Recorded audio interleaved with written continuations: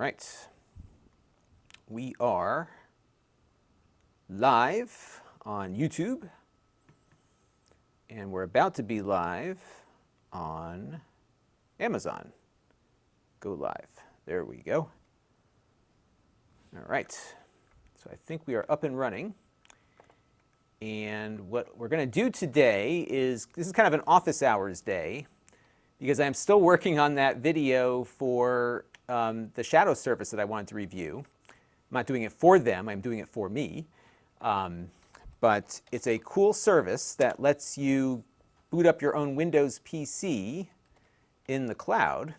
And I thought it might be fun to shoot some B-roll today to get ready for that review. And I've been playing around with using Shadow on different platforms, and that's what we're going to continue doing in this video. And we also got in these the new 8BitDo Xbox controller. So I thought we would try this out too.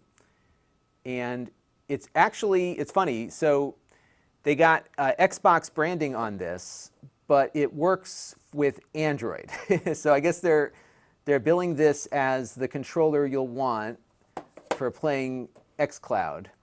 And I don't think it's any different than the other 8BitDo SN30 controller that they have, except that it's got the licensing. So we'll take a look at the instructions in a minute and see exactly what's compatible. And they have a clip that goes with it also, so you can clip your phone onto it. Because xCloud is going to be, I think it's Android only. So you could use it on your phone, on your Android phone, and get the branded retro controller if you want a better D-pad. I think that's why you would do that. So Thesby Kid is here, Cedar Lake is here, good afternoon. Keith McDermott is here, Greg M is here, Anthony Biacco is here, Zamua and Nazarat is here. And yeah, we're gonna do the Shield with Shadow in a minute. So that'll be part of today's activities. In fact, once I unbox the controller here, we'll work on that. Keith McDermott's got Shadow Ultra, which is their high-end service, which is very good.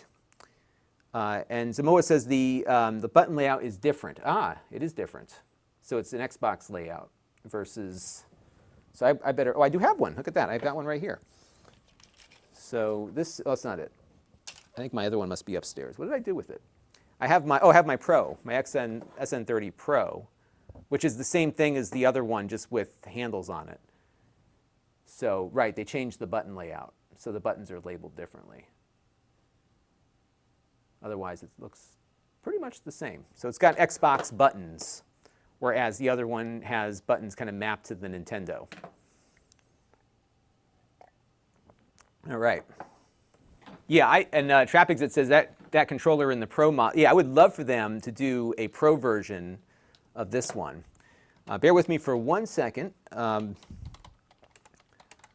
Because we're going to shoot an unboxing video real quick just so I can get one out.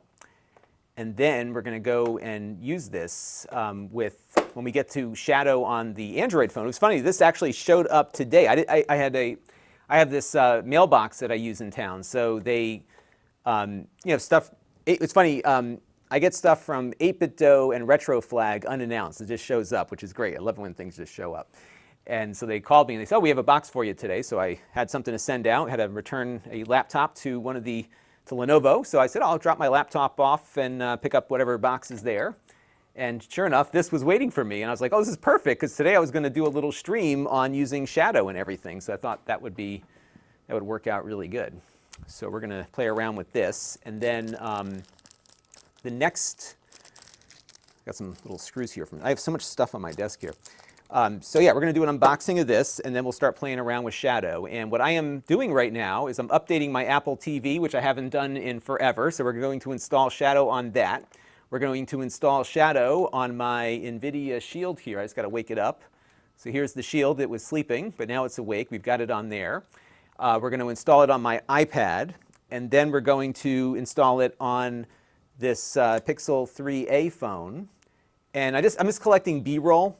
Because this Shadow thing, it's one of these videos that can go on for hours. So I'm trying to figure out, like, where do I want to focus my video on? And I think what will make sense is to kind of show some of the things you can do with Shadow that go beyond gaming, and then do a gaming section, and then talk about all the different devices that it works with. And that might be kind of a fun thing. So yeah, so that's how we're looking at that. Pravardhan Rao Alam has been using Shadow with a VPN, and unfortunately there's a lot of stutter. And I think with Shadow, the key to it is that they have to have a data center close to where you are. So I'm in Connecticut, and they've got a data center in New York City, so that's the one that I'm connecting up with. I've had a very good experience with it, but the lag will vary based on your location. And actually what I'm really curious about is how well we'll do with it when I get my new connection installed, because that's going to be a big, that'll be a big difference, I think, in that I may see lower latency, because my new connection is a Metro E connection, so it's dialed right into Comcast's fiber network, whereas right now I'm hopping from my home to coax to a node and then to fiber. So there might be 5-10 mils, I don't know, we'll see. We'll see how if it works better. And I'm not sharing the connection with anyone. And the other thing I've been experimenting with is, we've been trying to do all these different ways of streaming out. So the last couple of streams we did, I was actually using Shadow to do the stream. So I was sending a vMix call up to Shadow and then having Shadow stream out. So that's worked. And then I've been evaluating Restream.io, which is a streaming service that will allow you to stream to them, and then they stream out to multiple services. And even after I get my new connection, my vMix software can only stream to 3 different places at a time. So this might be a way that I could stream to the Facebook group, to YouTube, to Amazon. So all the things that we do to stream now, I could stream out to more places, maybe even Twitch for that matter. So that might be something I'll explore. BB Garnett, who is totally not a bot. And it's funny he puts that into his name there, because for a long time, YouTube used to think BB Garnett was a bot, and they would always put his comments on my channel into spam, and I'd always be unspamming them. So he says they should make one with swappable buttons and faceplates. And we had one, I don't know what I did with it, but we did get one in. It was a wired controller. It was like that fight pad, that big thick one, and it had a removable faceplate, so you could change the faceplate of it, but not the buttons. So that was pretty cool. All right, it looks like my Apple TV is finished updating. I have not turned it on in months. I really have not. So it looks like it is updated. So I'm going to I'm just watching it on my screen here. Oh, this is interesting. They wanted me to share my Siri stuff with them. I'm not going to do that. And my iPad just went off. Hang on, all right. So there we go. So it's all updated. And I think what I'll do here is go and grab Shadow from the App Store while we're at it here. So let me go over to, I guess I could search with voice on this, right? Shadow. And you know what's funny is that, remember, xCloud isn't working on iOS or on Apple TV, and GeForce Now isn't on there, but Shadow, maybe they're flying under the radar. That could be what's happening. So we'll let that get installed real quick on the Apple TV. And cool, so we'll go from there. And then we'll try to connect up my keyboard. So I have a Logitech K830, that's Bluetooth. That's right now paired up with the NVIDIA Shield, which is right here. So you can't see my mouse right now, but if I power it back on here, let's see, maybe did the battery die on this thing? Let's see. There it goes. You can see the mouse moving. So I have my trackpad paired up with that. So all sorts of fun stuff to play around with today. All right, let's take a look at some more chats here. Akash Gupta is here from India. Uses Proton VPN. He enjoys that for his service there. BB Garnett said, I never knew that they considered my comments spam. And you know what's interesting is I think what happened, BB Garnett, and I appreciate every time you write this, but maybe YouTube didn't, is that typically your comment would say, keep up the good work. And I think because it sees that all the time from you, it must assume that it's a bot, which is odd because the bots are the ones that it never blocks.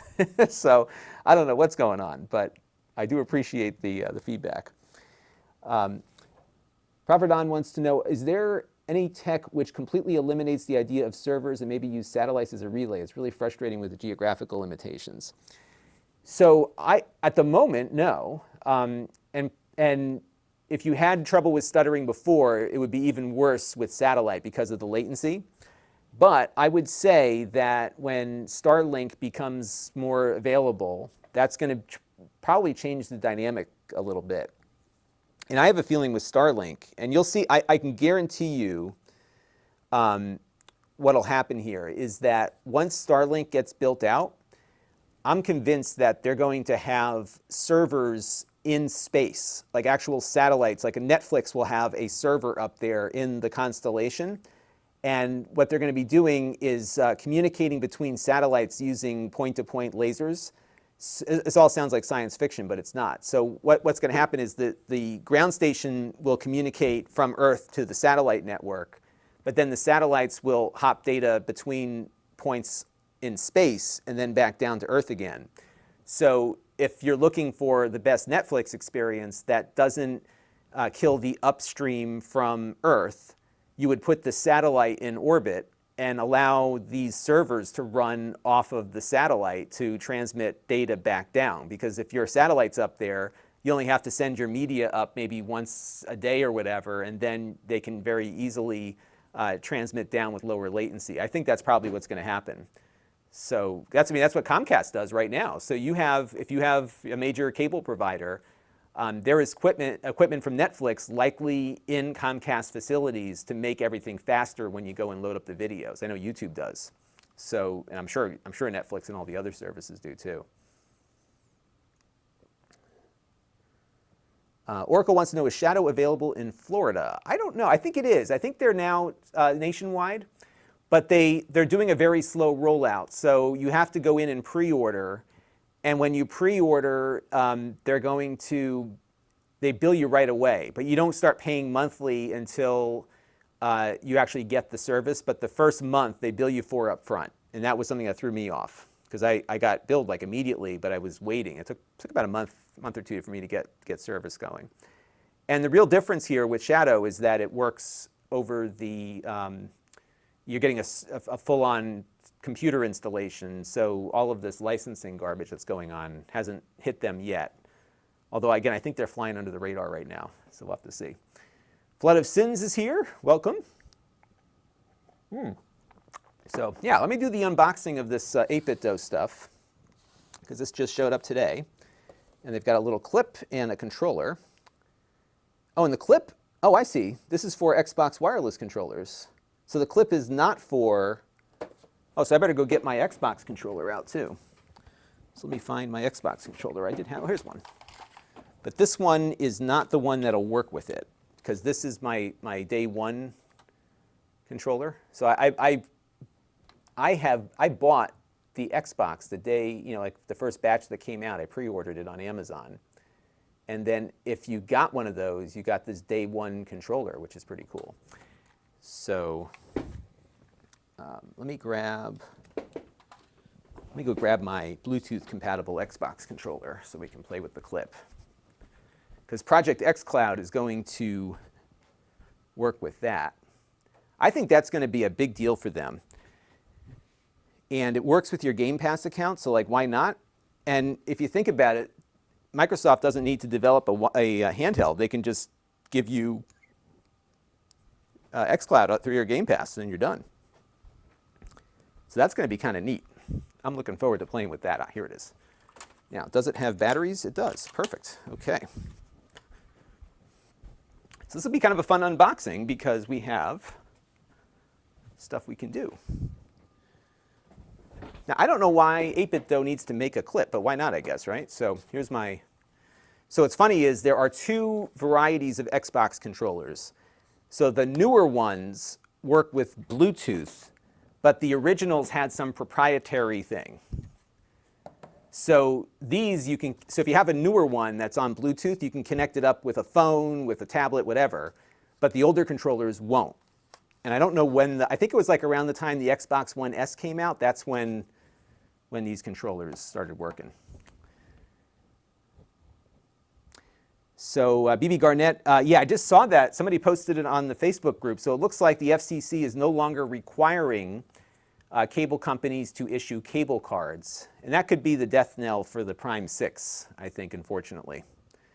And I got to figure out what I'm going to do with my cable TV service after they hook this wire up. So just to give you an update, I can show you. Let's see if I can figure out a way to dial this in real quick.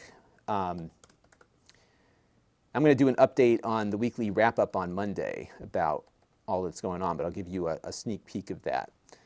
So let me show you what happened yesterday. Was it yesterday? I've lost all sense of time. I have no idea what day is what anymore. So I woke up today and I was like, it's Friday already? I can't believe it. So it's been nuts. Let me pull up my Mac screen here real quick, and I'm going to show you, and then we'll get to the unboxing. But I know a lot of you have been following my plight about my internet connection, so I know there's interest. Actually, I could have just connected my phone. This probably would have been easier. But bear with me for 1 second here. So where's the video? Here it is. Okay, so this will be fun to watch. So check this out. And let's pull it up. Here we go. So this is the truck that rolled up. Is that a photo or a video? There it goes. It's got to download real quick. So these guys rolled up and they had a spool of fiber optic cable and they ran it down the street. And it was kind of fun to watch this whole process. So there was a guy in a bucket truck and then this pickup truck. And there was another guy in an Altima, but I think that's how he just got to the job site. I'm guessing they can't ride together due to COVID. So let's wait for that to finish. And then on Monday, the Comcast guy is coming here because he wants to figure out how we get everything going. So here is, let me start playing the video here. It's not playing very well. This is moving a lot faster. This Mac is just, it just can't play back the 4K video. Let me dial the phone in. That might be a better option. Hang on a second. Let me just quit that real quick. I can pull it up on the iPad actually. Bear with me here. I'll show you the whole thing.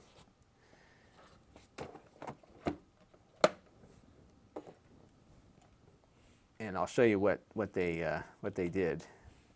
Let's go to photos. It was kind of fun to watch. I've been learning a lot about how all this stuff works this week. It's been kind of a fun thing for me to learn how these things work here. So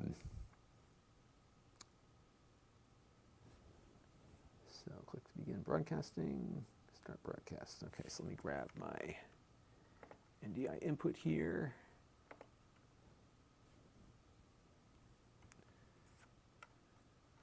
All right, let's see, where's the iPad? Here it is. Okay, so grab the iPad now.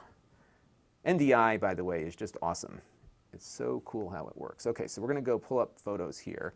So this was them pulling the cable out, and the guy was just driving down the street with it, and the guy was on the bucket truck. And so what they did is they ran it down to the end of the street where the node is, and I'll show you what it looked like when he was pulling that fiber out there. Yeah, so here he is on the truck, and then they just kind of drove down the street and connected the cable in the rain, no less. And they left like a big spool of it at the end of the road. So let me pull over to that. So this is at the end of the street. They just have like this big spool of wire that they left there. And I think the black box to the left is either a fiber splice box or it's the node for part of the neighborhood. And that's not the node I'm on, but I think it's the closest node. And it's about like 1,000 feet up the road, so it's not too far. I mean, I walk by that pole every day with my dog. And then out in front, I'll find figure out where they left off here. Yeah, so that's the other spot. Where did it go? I had a picture of what they left. But I don't know, but you get the idea. Pretty cool stuff. All right, let me close this out. Let's get this unboxing going. See, if you get me going here, I just talk forever. I wish we should do like, I wonder if we should do like a call-in show. That's always asking for trouble.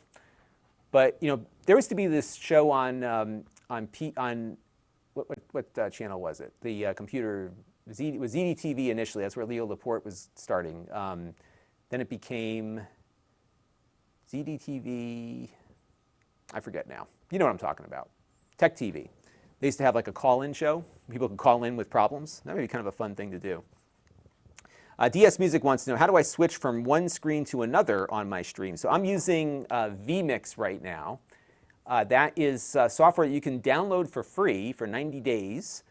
And then after that, there's a license, and they have different size licenses depending on what you're doing. If you want to go completely free, something like OBS would work really well. And what I like about vMix is that it's commercial software that's supported. And I've got 3 HD cameras on here that I can switch between at will. I can record exactly what I'm doing here. They have support, which is often lacking sometimes on open source projects. So it's been working really well for me. And what's cool about vMix, and I'm going to do another video on it soon because I haven't talked about my current production workflow, is that it performs pretty much as nicely as my TriCaster did, but it's a lot less expensive than buying a TriCaster. And it's got great integration with NDI. So what we were just doing was we were bringing in my iPad over NDI, so I can bring video in right over the network. So right now I've got the NVIDIA Shield up here, I've got the Apple TV up here, and this stuff is just coming right in over the network. So I don't have to run a lot of capture cards. Although in the desktop PC that I'm running, I have a capture card from Blackmagic that has 4 HDMI inputs, and it can do 4K 60 on each of them, which is great. So I don't have to, I can go to 4K and not use the network for that. But right now we're just doing 1080p 30 for it at the moment. And you can run this on a gaming laptop. If you have a good, a decent NVIDIA GPU is really all you need. So that is that. And then Akash was asking about the best way to get started on YouTube. I think that the thing with YouTube is that, and I'm seeing, so here's something that I deal with all the time, and I'll just give you an example of what not to do. I'm seeing a lot of people on YouTube going out and grabbing footage off of Amazon and then uploading it with like some commentary without them in the video at all. And I get it that it's hard to do a tech channel without product in hand, but at the same time, if you're just recycling what other people are doing, you're not producing anything new and unique. So the key, I think, is to look at what's out there and figure out like what is missing. And so for me, I could go and review cell phones all day long. I won't do as well as I would reviewing inexpensive computers, for example, because there's not a lot of people doing things that are affordable. And there's a lot of people doing cell phone reviews, but not a lot of people doing the things that I do. And I think that's why I'm able to make a living out of this, is that I found a little niche, a niche within a niche, if you will. Some people say it's niche, it's actually niche. That's how I say it. So I think that's the key to it. And just kind of figuring out, figuring out what you're good at, what what your knowledge base is, and then, kind of sharing that passion with the world is really how to do it. So yeah, because what happens is that I get people, by the way, so this comes back to this idea of a talk show or a call-in show. I get people writing in all the time who are looking for help with something, and I can't do a lot of consulting time because even if they were willing to pay me, I don't have the time. So I'd like to do something that people could tune into on a regular basis, because the other thing that I'm working on related to these live streams is doing a deal of the week kind of thing where we can get a coupon for Amazon. So while you're watching on Amazon, there's a deal that you can get as part of the stream. And I'm working on that. I'm still trying to get it started. We're getting there. But I'll keep you posted on that. So that'd be kind of fun to have a live stream with that. Right. So Greg M., are you using a Unified Dream Machine Pro? Somebody I know was told that they would require one.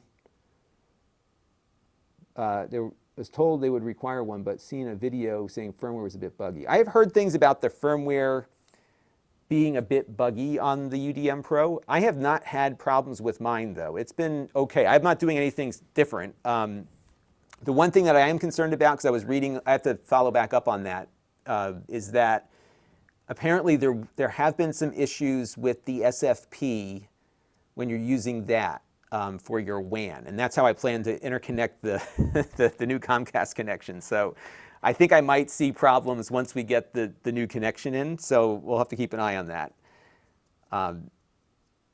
So I'm definitely concerned about that for sure. So I'll find out, and I'm going to do a little bit more research on that. Because part of why I like the UDM Pro is that it does have 2 WAN inputs on it, and because the Comcast connection I have has two outputs, 2 actual circuits, I want to make use of both. So for example, I'm going to have a private file share between Jake and I want to have the upstream go off of that second connection when Jake is pulling stuff or when he's logging into the VPN. And then I want the other stuff that I'm doing going out over the 2 gigabit leg. So we're going to play around with that. Brittany Marie, I thought you made a video about the vMix server. Yes, I did do a video on the vMix server when we built it, and it was a live stream. So it's in my live stream playlist. If you go to Lon.TV/live streams, we've done a lot of these, so it's kind of down towards the bottom, but you can watch the whole build. And at the beginning of that, I went through the parts list that I have. And it was good. David's devices. I prefer the Amazon chat and live stream. It's better. Yeah, the Amazon chat is, I think the Amazon live streaming experience is very good. And it's good to see a lot of you heading over there to check it out. And DS Music, I'm watching the Amazon app on the cell phone, and this is the only chat option I found. Yeah, there is, I haven't looked at it. Actually, funny, I haven't watched the live streams on Amazon on my phone. But my understanding is it'll push a notification. If you follow me on Amazon, it'll push a notification out to you, and then it will do its thing there. All right. So we will see what we get there. Greg M says, this person does not even have a fiber connection, and the person suggested a 10 gigabit connection. Heck, I doubt this person could saturate 1 gigabyte connection on the LAN. Yeah, I think the UDM Pro is something that you would need if you had a much faster connection or you were in a small business environment where you did have a lot of clients hitting it. So for me, like the other Dream Machine, the Circle one, is probably fine for most people. The WAN speed on it maxes out around at 830 megabits per second. So if you have, a basic cable connection, you're probably fine with that. But for this project, I needed something faster. Yuva Raja says, nice cup. Yeah, this is a cup from my alma mater, the University of Hartford. Isn't it a nice mug? I speak there when there's not a pandemic to the communications school. I forgot whether this was the communications school or the other school that I attended there. I talk to the students about what I do. And usually they give you a little gift when you leave, and this is my mug. It's good stuff. I have a bunch of mugs. Brady Marie says, I'm researching a build for Flight Simulator 2020, and I thought yours might be a good template. Yeah, actually, I just read that the 20 series GPUs are getting like liquidated right now. So if you can find one, just grab whatever one you can get. If you can find the 2080 Ti cheap right now, go for it. I think that's going to be a good option. All right, let me get some work done here, folks. We're going to unbox these controllers, and then we're going to shoot some B-roll. Actually, this controller and this clip. So we'll start maybe with, we'll just do it like that. That's how we'll do it. And we'll go from there. And then this will be up on the Extras channel maybe tonight or tomorrow morning. All right, you ready? Let's get this little video shoot done, and we'll go from there. Hey, Jack is here from Amazon Live. Good to see you. Hope you're doing well. Enjoying using the platform here. It's been great. And hopefully everyone's enjoying it there. All right, so we're going to do a little recording, and then we'll start playing around with B-roll. I got so much stuff hooked up to my system today. It's crazy. And by the way, I've got 3 cameras and 2 NDI sources going in case you're curious about this. I'm only using 12% of my GPU, and my CPU is under 10%, and that includes all the overhead for streaming and everything else. So it's pretty crazy. All right, let's get the ball on the roll, get the show on the road, get the ball rolling. I'm losing my marbles. I couldn't believe it's Friday. I woke up, I said, where did the week go? It's crazy. All right, here we go. 3, 2, 1. Hey everybody, it's Lon.TV, and we've got another unboxing today, actually 2 unboxings. This stuff just came in from 8BitDo. This is a clip for your mobile phone to attach an Xbox controller, and 8BitDo has a new Xbox branded Bluetooth controller for Android.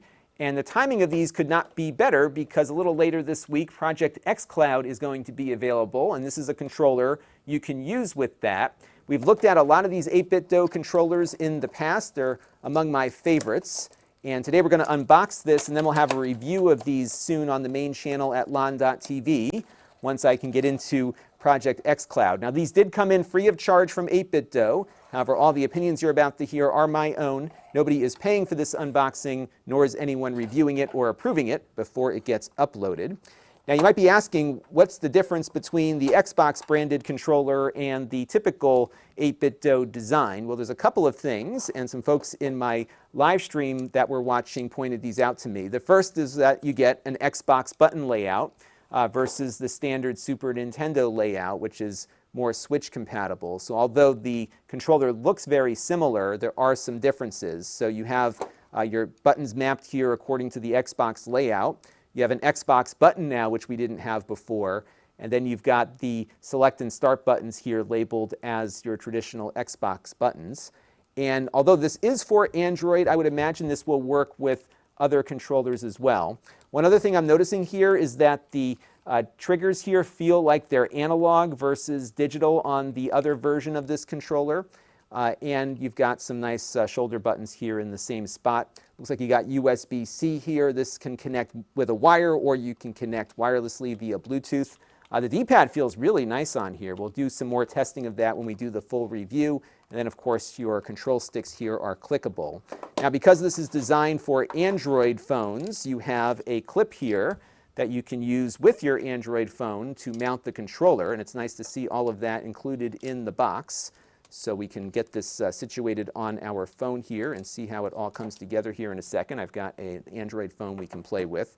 But before we do that, let's unbox this mobile clip. Now, this clip is not for this controller. It's actually for your wireless Xbox controller so that you can connect it up to Project xCloud. So let's take this out of the box real quick. And those of you who watch unboxings are probably not happy with the way in which I am opening this box. But here you can see we've got the clip for the phone and the controller. And it looks like there are 2 different attach points here as well. So we'll dig into that here in a second. So let me get organized here, and we'll see how these clips fit on the phone.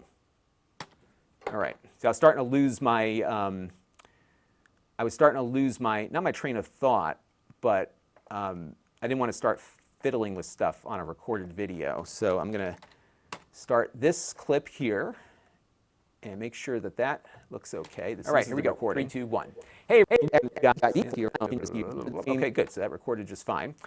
And now what I'm going to do is try to figure out how these clips work because I didn't want to start kind of futzing around with it before I knew everything. So here, let me give you my overhead view here again. And let's see. Huh. It's actually, this is, I have to say, the quality of this feels really nice. And so I'm guessing, so what goes with what here? I'm guessing the phone goes in here, and then the controller clips on the back, right? So why are there 2? Unless they anticipate these things breaking, I'm not sure. So let's take a look at the instruction sheet. So, oh. I should probably look at the English controllers. So apparently there is going to be a slight revision in the Xbox controller design, likely for the new version of the Xbox controllers that are coming out. So if you have an Xbox One controller prior to 2020 or one of the Elite controllers, you use this one. But then this one labeled B is for controllers that are post-2020. So that's what that's about. So let's record that real quick. And then we'll see how this comes together here. I've got so much stuff here. So we'll see. I'm just looking to see who's chatting on here.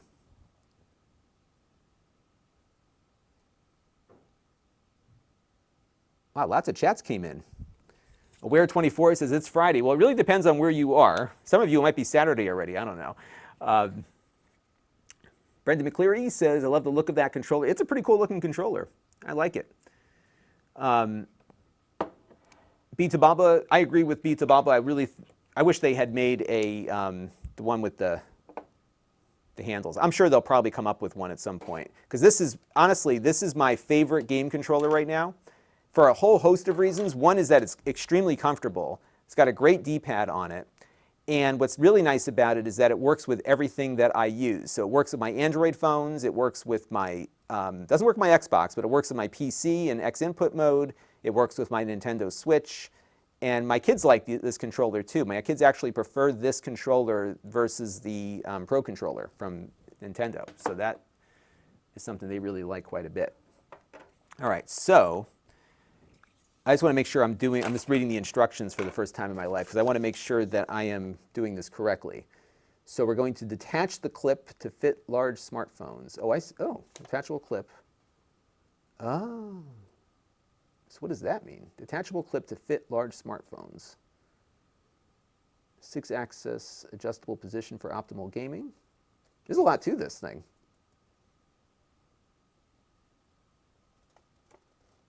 So you can detach the clip, but I guess you have to unscrew it here to detach it. So if you had like a super large phone maybe. So it tightens up here, and then if you loosen it, you can move it. That's pretty cool actually. So it tightens up really nicely, but you got to tighten both ends of it together.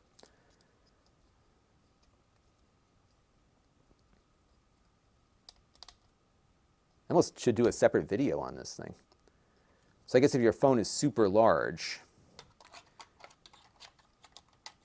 and it clips on like that. So let's take a look. So I'm guessing you just kind of put it underneath here like this. I'm trying to get this right here so I don't screw it up.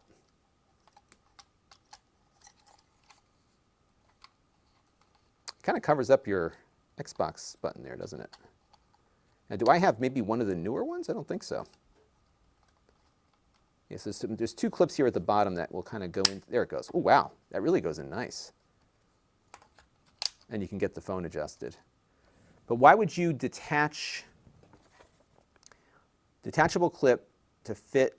I guess, oh, I see. So it's detachable, but it'll fit larger smartphones. And I actually have two different phones we'll put into it. And if you want to take it off, you just, see, it grips on really tightly. There it goes. Just kind of do that.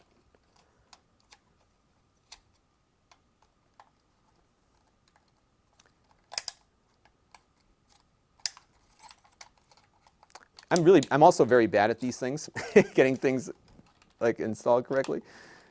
So let's take a look again at how this comes together here. So I think you probably want to loosen that up, and you pull that around. I see. That's probably the best way to do it. That's how you do it. That's like that. Okay. All right. Cool. All right. So let's do that one, and then we'll play around with the other thing. Okay. This almost should be two different videos, but I'm going to incorporate it into one. David's Devices says, who needs instructions? That's right. We don't need instructions. Okay. So let's try this again.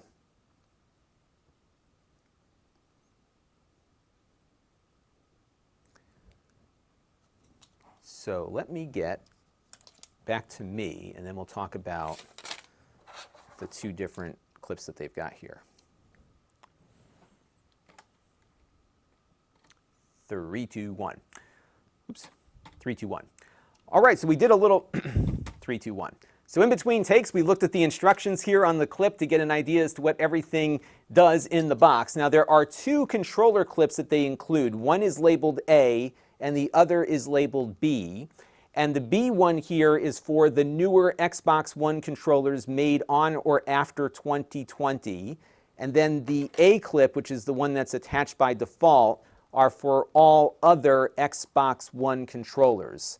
Now, if you are intending to connect this up to an Android phone, some of the older Xbox controllers don't support Bluetooth, but most of the controllers made around the time that the Xbox One S came out and later do support Bluetooth. So you may have to just do a little bit of research to see if the controller that you have supports Bluetooth. But I do believe the ones that have the headphone jack on them also are the ones that support. Am I right about that? Hang on a second. Let's go look at my other.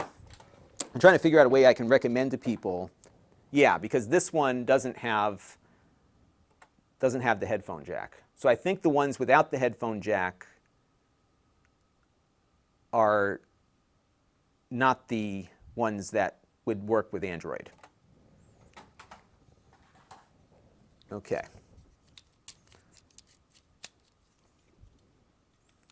So I'm just looking through here. Greg M says, have an experience with a company that you ordered an item from and waiting for it to show so you can return it without opening? I'm not sure what he's asking about there. Oh, he's having some trouble with his computer, it looks like. Okay, so it's the ridge. You have to look at the ridge by the Xbox logo. So let's see what, so there's a ridge by the, oh, I see. So if there's a ridge there, oh, I see. Yeah, because this has got more of a shiny ridge. Is that the difference?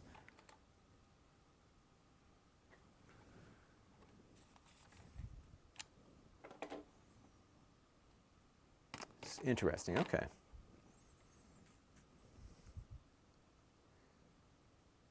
All right, let me try this again. Eric Bazinga is here. Yeah, it's been a while. It's good to see you. Oh, okay, so Tech Tie says there is a model. You know what I'm going to do? I'm going to recommend that people look into it themselves because it's complicated, right? How do you know? Because I think they did actually, it might be in here. Does this one say that it has Bluetooth? Let's take a look. So if we look inside here, I'm guessing maybe the model number would indicate that, right? Xbox wireless controller for Xbox One. Yeah, it doesn't say it does Bluetooth here at all. There's like nothing to indicate, right?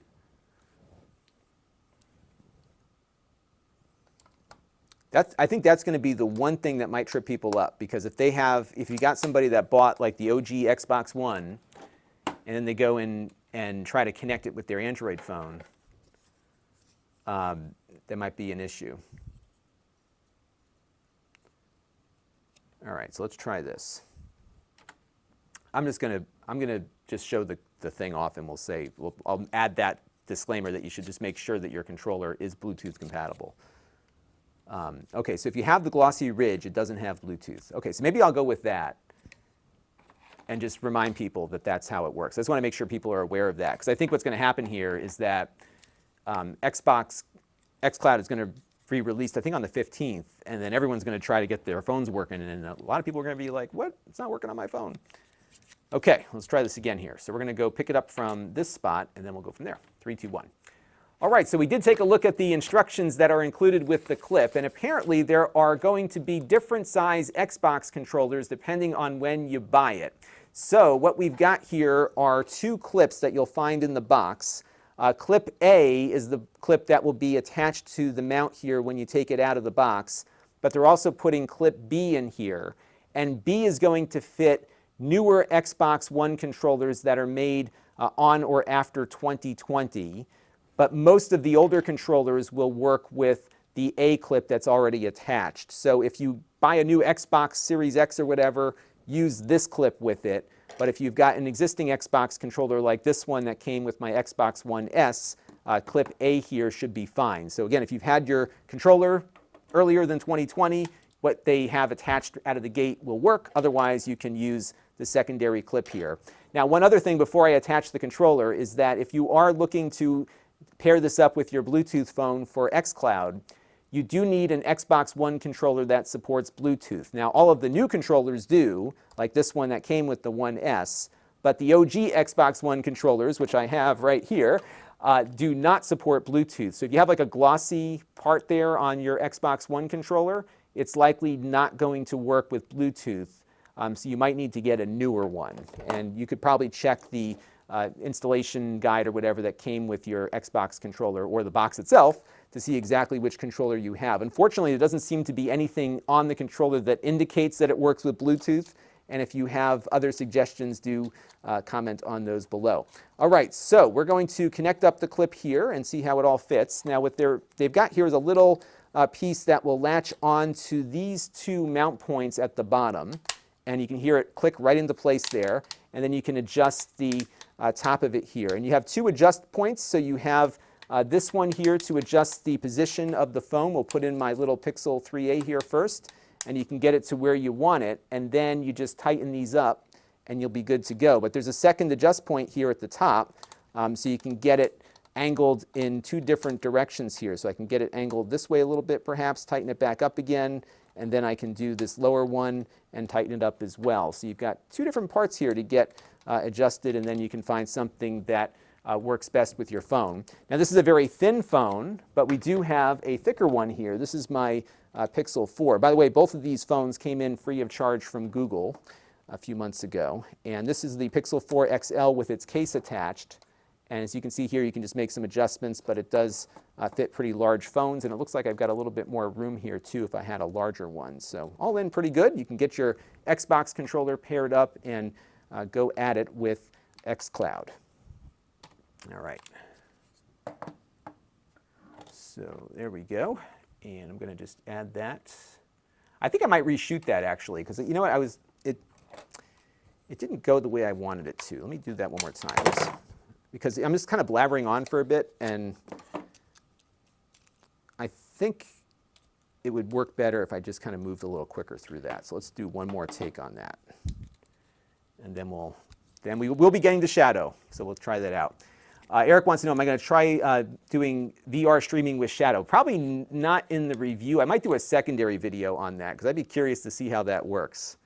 Especially if you could do it wirelessly to an Oculus Quest without a PC, that'd be kind of cool. And I think you were the one that told me that you could do that. So we'll have to see how that works. Okay. Let me try this one more time, and then I promise we'll get on to the rest of the show here. Okay, 3, 2, 1. All right, so we took a look at the instruction sheet that came with the clip just to see what these two clips do.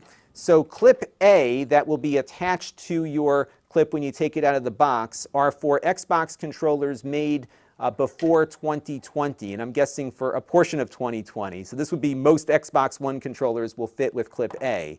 But all of the newer controllers that are coming out on or after 2020 will likely require clip B. So if you have a newer controller that you just got, you might want to try clip B and see if it fits first, and then you can easily just unscrew clip A here and screw this one in and you're good to go. Now I've got an Xbox One S controller here. This I know is the older one, and what you do to get it mounted here is you just get the top portion positioned like so, just like that, and then this bottom portion here will latch on to the two clip points here underneath the connector for accessories. And what's nice is it leaves that area clear, so if you have something plugged into the bottom there, it will still fit. And it really clicks on nicely and it holds on pretty tight. Now you have two ways to adjust it. So you have this point here, and if you loosen that up, you can adjust the whole clip up and down. And then the second point here, when you loosen this up, will also allow for additional adjustments here. So you have a couple of different axes here to work from. So I'm just going to, or axes I should say, I'm going to tighten this up real quick, and we're going to attach my two phones that I wanted to try out with this. And by the way, you could put an iPhone in here too, because the iPhone supports Xbox controllers. So we'll first attach up my Pixel 3a phone, and in full disclosure, this came in free of charge from Google a little while back. And I'll just tighten up that lower one first. Whoops. And now you can see I can still adjust the top, and once I get it to where I want it to be there, I can just tighten that portion of the clip up as well, and we're good to go. Pretty good.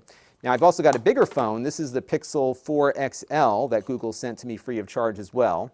And you can see that one fits in here too, and you still have some room to go here. It seems like it holds on pretty good as well. So nice solid clip. I like the way it feels. Plenty of adjustment here, so I think that's going to be a fun thing to play around with.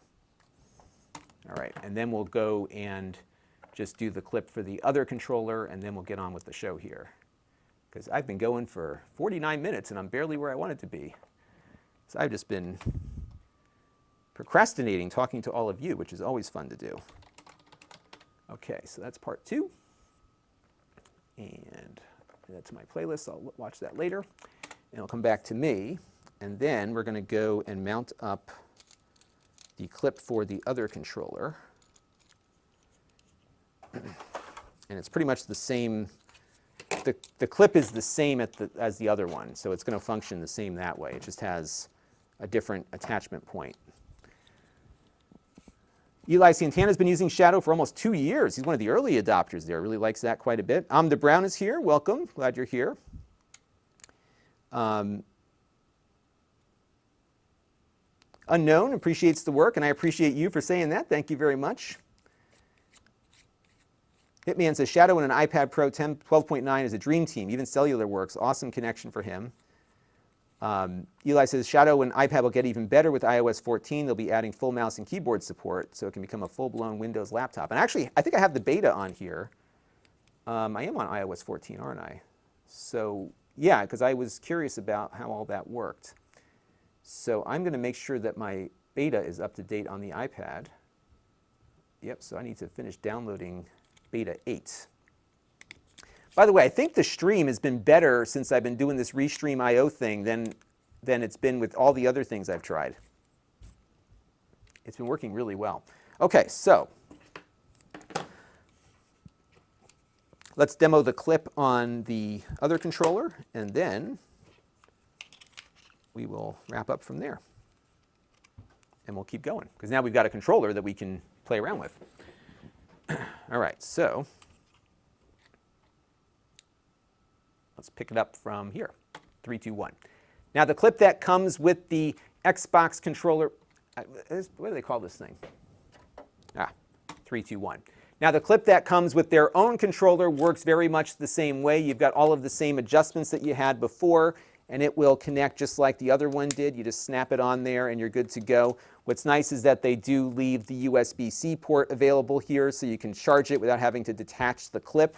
One of the issues I've had with my SN30 Pro Plus clip that they sold was that it covered up the USB-C connector and you had to disconnect it every time to charge it. But here you go. And then we can put our phone on the top of it here. And it does get, this is a similar issue that I had with some of their other controllers that look like this, the SN30, is that it does get a bit top heavy, especially if you have a big phone attached to it, because there is nothing below for your hands to hang on to. And let me just tighten this up here to get a better representation of it. So it does feel to me a little bit uncomfortable because you're feeling this downward pressure from the top. And that's one of the things that I really like about their SN30 Pro Plus controller is that you have these hand grips that really balance things out better. So I would have loved for them to have made the new controller here for the Xbox kind of match this design, just given that these have always been a bit top heavy when you have a phone attached. But we'll play around with it a little bit more in the full review, and I will give you my thoughts very soon on the main channel at Lon.TV, so stay tuned. That turned into a pretty meaty unboxing, didn't it? So we will add that to, and I'll probably review that next week. So I got to do all of my other testing with it. And the book here, let's see what it's compatible with. I doubt this will work on the Switch. So this one works on, so yeah, they are analog, and then you can switch them to digital if you want. But it looks like it only pairs up with the Android phones. Yeah, we're going to have some fun playing around with this to see if there's other modes that you can put it into. Because what's funny is like we looked at their TurboGrafx controllers that they made, and those actually had more functionality than the instruction manual let on. So we'll have to take a look at that. Thank you for your kind words on the Amazon chat, David's Devices. All right, so I just need to finish up this clip here. All right, we're done with that. Okay, that was a good length of time there. Okay, so let me take the phone out. Yeah, it definitely feels like, and this was the issue I had with their other controller, is that when you've got the phone on the back, you can feel it just weighting down. And it's not as bad with a lighter phone, but most people that would buy a product like this would have a larger phone, I think. And so if I get my phone attached here, yeah, the 4A is not as bad. But the other phone, because it's bigger and heavier, you feel that it almost feels like it's going to topple over that way.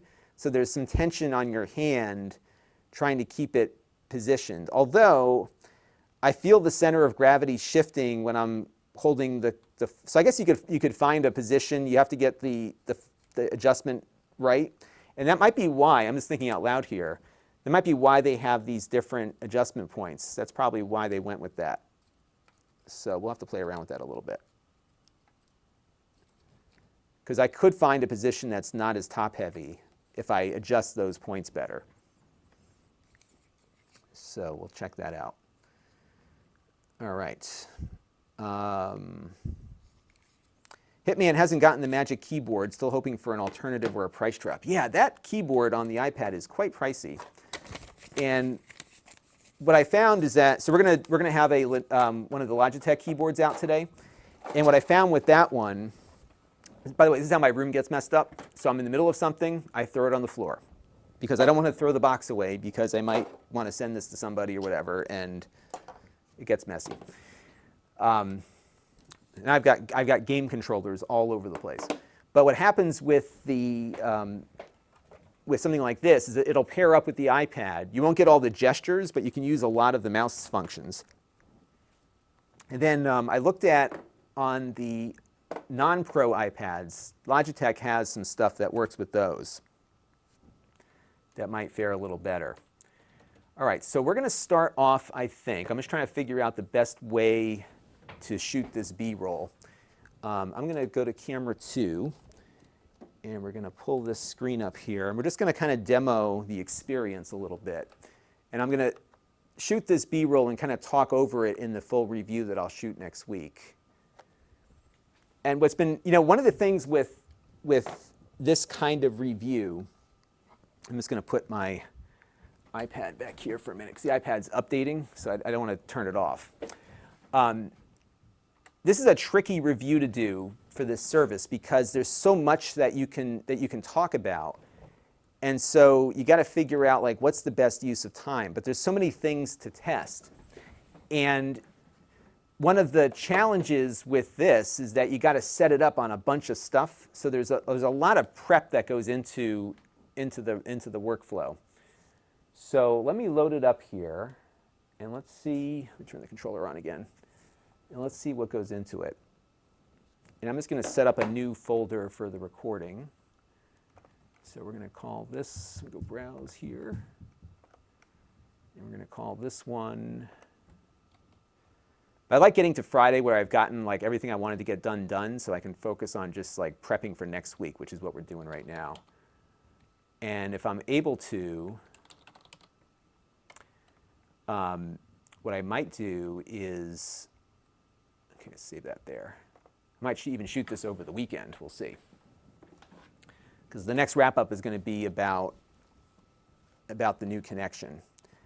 And then I've got the Comcast guy coming that morning, so I'll have more info as to what the next steps of the process will be. All right, so now let's load up Shadow here. Now, I set this up already. I was on a phone call, and I figured I would get things set up. So now it's saying you can connect your preferred controls. And we've already done that, which is funny because you would think that I have the controller and the keyboard connected, that it would be okay with that, but it wants more. So we are, though, going to click Continue. And I'm just going to shoot this B-roll here. Now, what you'll see on the screen here is that we have games that it's recognized or installed, or I can execute the desktop. But what I'm finding is that when we go to load a game up, and you'll see this here, what's going to happen is that it will, attempt to load the game, but because I have to log into my Windows account first, it's not as simple as just hitting the button like you would on GeForce Now. So what's happening now is it's starting up the Shadow server.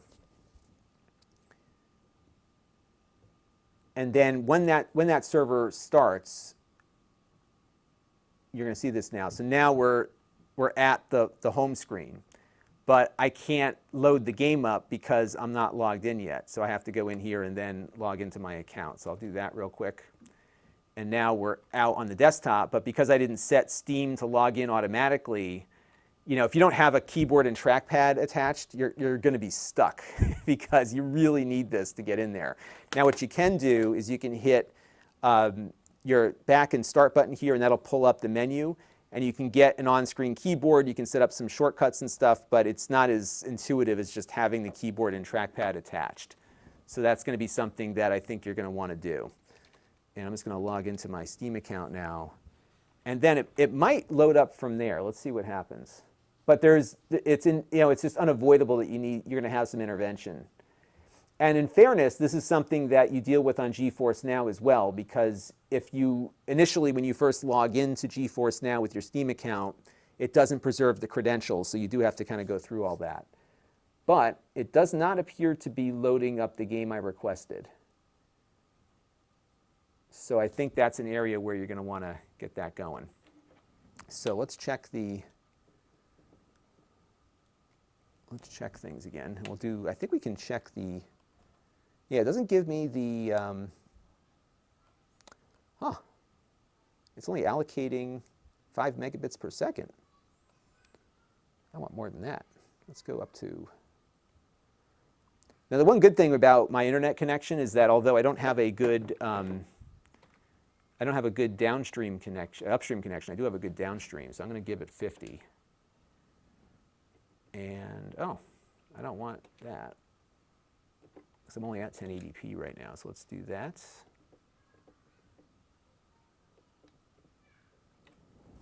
All right, so that's better. Okay, so let's go with that. Oh, now it's loading. How about that?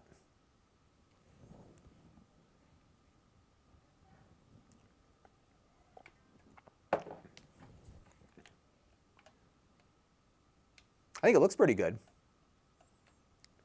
Because now we're pushing a good amount of bandwidth, so I think it's looking better. And you know, Gingivitis has a very good comment about the NVIDIA Shield. I don't think there's a product that you can look at in the consumer electronics space that is 5 years old and is still as good as it was when it was first released. This thing, I mean, I wasn't that crazy about their upgrade, you know, like the latest iteration of it is fine. It's a great product, but it didn't get any better. You know what I mean? Like they did add the Atmos or the Dolby Vision, and they added the AI upscaling, but it didn't really improve performance at all. But to some degree, it's hard to get better than what's already out there, right? So I think what I might do, I'm just trying to figure out what I want to show here B-roll wise. But it works pretty good, right? I mean, it looks good. Here, I'll give you another view. This is just not a very colorful planet that I'm on. But it's running great. And this is something like on GeForce Now, doing this like crazy motion like this would often result in some lag, and here it doesn't at all. It's really good.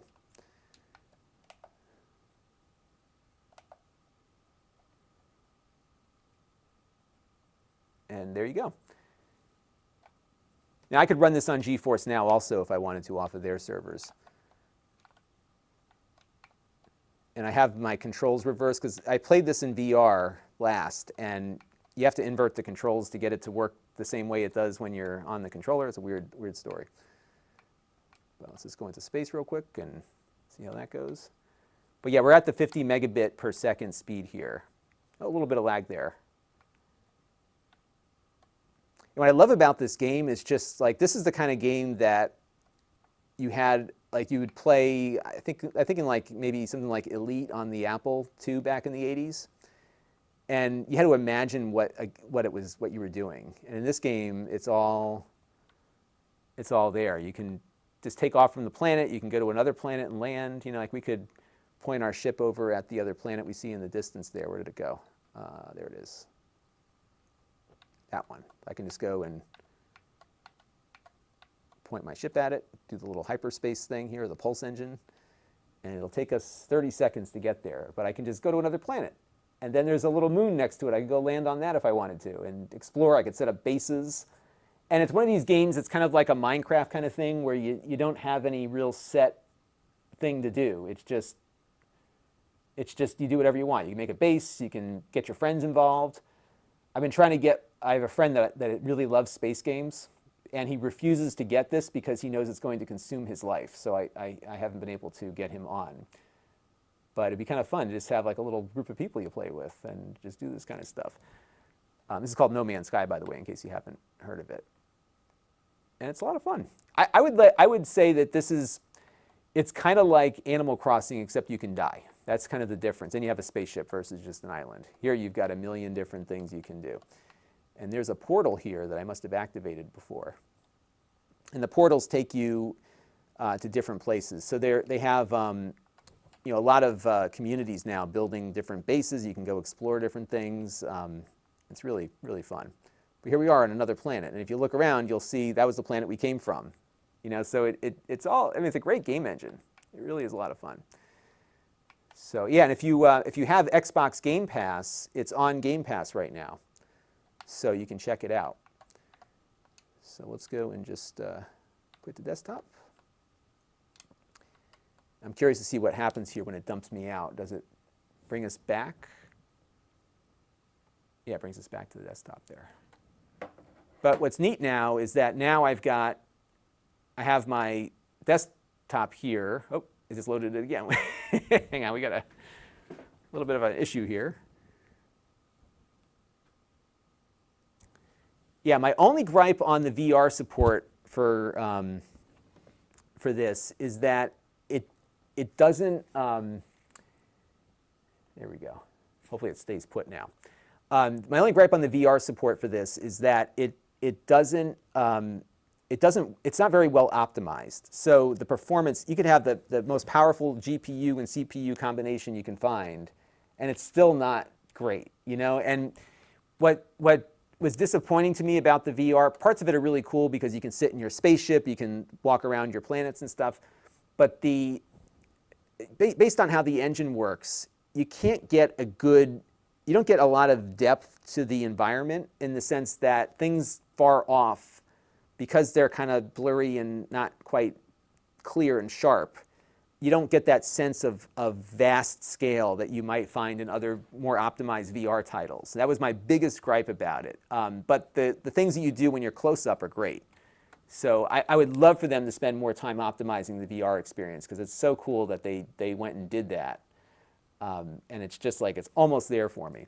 So now we're using an NVIDIA Shield. This is Windows running on a cloud server from our NVIDIA Shield. Isn't this cool? So we could load up Firefox, for example, and we can go browse the web using our NVIDIA Shield. Isn't that neat? And so what I've got right now is this. Let me record some B-roll here. I have this attached, and I can go and just visit, you know, NASA.gov like we usually do on our reviews. And yeah, you've got a browser here on an NVIDIA Shield. Isn't that crazy? And again, this is running on a cloud server in a far-off land. We're actually New York City, and it's cool. And you can run more than just games on it. You know, that's what's neat about it. Now, the other thing that I like about this is that you can run any Windows software. So we were running Firefox there a second ago. I could boot up an instance of vMix, for example. And I could do, this is the same production software I run here. And what I could do, I could set up a vMix call session. And I'm going to turn off the camera here so none of you call in. Let's go over to video call. And I'm going to hit OK. And now what I'm going to do, this might screw up the stream, but I'll just pop in briefly and then pop out. So what I'm going to do now is I'm going to go and call this from here. And you'll see this now update on on screen. So let me go to connect to a call, and it's got to type in the number. My eyes are going. I don't know what's been going on, but like the past like 3 or 4 months, I can't see anything. I may have to get glasses. You know, what's funny about me is I don't feel like I'm 43, but then I start like can't see things, and I'm like, you know what? I am 43. That's probably why. I think I didn't get that number typed in correctly. Hang on one second. 49. Maybe it's 3 6s. Okay, let's try that. And we're going to send up. I'm going to send up 720p just to make it work a little better. Okay, so now we're calling up to. There it goes. Okay, so it should start showing me. There I am. So watch this. So this is. Isn't that cool? So this is running on the cloud server, but I'm sending video from here to there. And then I could stream it back out again because it's running, it's vMix. It's just running in Windows. It doesn't know that it's on a cloud server. Isn't that wild? So that's the kind of stuff you can do. And we're running all this on the NVIDIA Shield, which I think is just totally cool. So you could do that. You could run DaVinci Resolve. You can do whatever. So it's just, it's all really cool stuff. So let me pull up my Shield here on the thing. And then, yeah, so I mean, that's what you got here. And, you know, whatever you can install, you can run. Now, the other thing about it that I like is that you're not restricted by platform. So we have Steam running. I can load up my Epic Game Store account. So let me load up my Epic's launcher here, Epic. Let's check on the iPad. Are we done installing the updates? Hang on one second. Let's make sure this is working. Because my goal today is to get this running on everything that I wanted to play with it on. All right, still preparing the update, so let that continue processing. All right, now, we have the Epic Game Store running on here, and I've installed games on it too, I believe. So, yeah, so here's Samurai Showdown.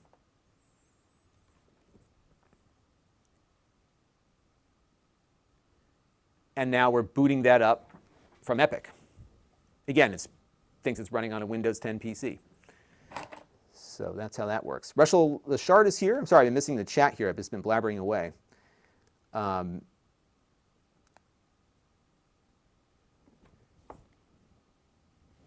Oracle says, can you use Shadow for gaming and streaming to Twitch at the same time? You could, yes. You'd have to, you know, you'd need some way to stream out, but you could, of course, use, what am I allowing here? You could, yeah, so you could do, actually, you know what you could do? You could do an NDI capture. I don't know if the GeForce sharing works with this or not. I think it might. The difference is that you don't get you're running with a P2000. You know, it's one of their cloud, one of the more enterprise GPUs. So it's the equivalent of like a 1080.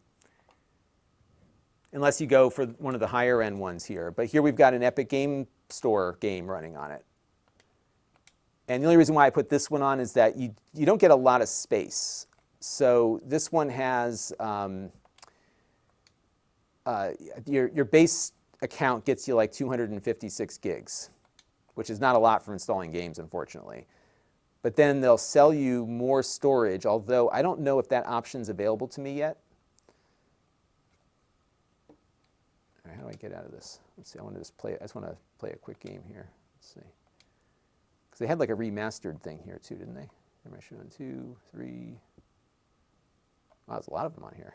This was a freebie, so I just downloaded it when it was free.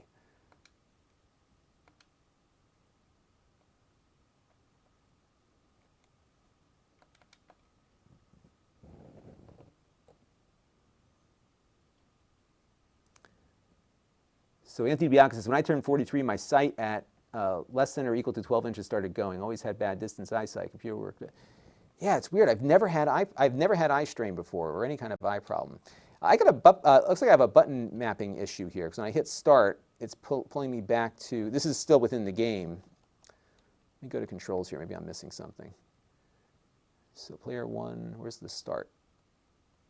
Start is back. Well, that's not very intuitive, is it? Okay, so start is back. And it doesn't seem to be responding. I'll have to play around with that. But you get the idea. The fact is here that you can run Epic Game Store games. Now, what I also installed on here, we have to log back into it. What I also installed on here are some of my Game Pass stuff. Because remember, this is just a server. So if you think about Project xCloud, it runs Xbox games over the cloud. On here, I have Game Pass installed. And I might need to log in again, because I changed I had a password problem. So I might have to pop back in on that again in a second. So it needs to update my Xbox application. But again, you're getting the Microsoft Store. You're not getting, you know what I mean? Like it's just a PC that you can put whatever you want on. I haven't made that clear already. So let's go update the Xbox Beta app here. And let's update it. Is there an update option? Let's see, update. So let's let that update real quick, and then we can try it out. So all the standard maintenance things that you have to do with your PC, you kind of have to do here. All right, so let's launch that. But what's nice is that this is, I think, about $12 or $14 a month, and you don't have to configure it. It's running Windows 10 versus Windows Server. So I've played around a little bit with, so you could go on Amazon AWS and do the same thing. It's just that you're billed by the hour. So you have to be careful. And especially if you boot up a more powerful machine, you'll pay more. So this is like a good, I think, affordable thing. And you're running Windows 10. Those other ones run Windows Server. So there's a lot of permissions issues that you run into and other stuff.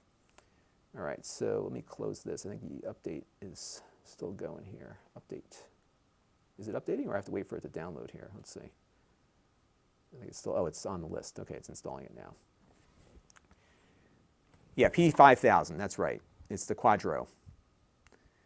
And Noah is a longtime Shadow user, loves it for gaming and other stuff too. Yeah, I've been getting a lot of use out of it. If for nothing else, what's been really helpful with this is that when I'm if I am trying to test, like I've been playing around with VPN and file syncing and some other things I've been messing around with, and it's one of the best ways to connect back in because you've got a Windows PC that you can just come back in with a pretty fast connection. And one of the other things you can do here, I'll just show you the speed test. Again, we're just logging into, we're just logged in. And I'll just run a quick speed test here. I'll pull this up so you can see it better. Look at that. Now, it's a gigabit connection down, but they limit your upstream to about 50 megabits. But if you're live streaming, that's more than enough. And look at the ping time. It's nothing. It's like less than 1. That's why it's coming up as 0. I'm sorry, 100 up. You get 100 up. I mean, that's great performance. And you're sitting in a data center, so you're on the backbone. So this is right on the edge of the network, which is where you want to be. So what's nice about this for streaming is that when I was streaming up to it was keeping me on, right? Although I'll tell you, this Restream IO has been working really well for me. I don't think we've had a bad stream. This is the second one I've done with it now. I don't think I've broken up yet. Let me know if I have, but I don't think I have. All right, so we got that going. And let's go to the Xbox app again and see if it will now function. So let's go over to Xbox, and we'll pull that back up. But you can see what goes into setting this up because I have to get all the different things I want to demo kind of working properly and all that good stuff. So now we're here, and I installed Sea of Thieves.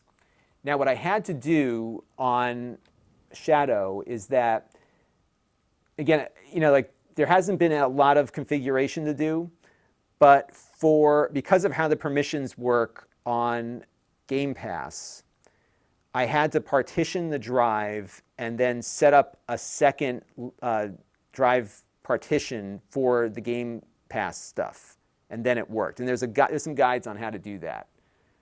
but I don't know of any other streaming service that would allow you to run all these different services.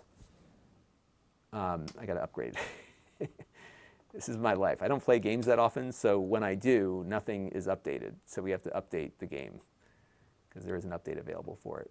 And again, the only constraint that I feel on this is that I don't have a lot of space here to play with. So if I go into my, and I have to leave all this stuff on because I'm going to demo it in the video, but if I go over to my drive here, and I'll pull up the screen that I'm looking at so you can see what I'm seeing. You can see that I've got on drive D, I've got 68 gigs used up and 29 available. And then on drive C, which again, I partitioned a 256 gigabyte drive here. So actually I'm doing okay. I've got 100 gigs free on this one, and I've got 30 on the other one. So that's not bad. I got room to put more stuff on. So I think I'll probably install a few more games. And these will download to your thing. Now, can I update this from here? It said it was not updated. So let's go back to the store maybe. And I think these Game Pass games, there it is, update available. So let's just update that real quick.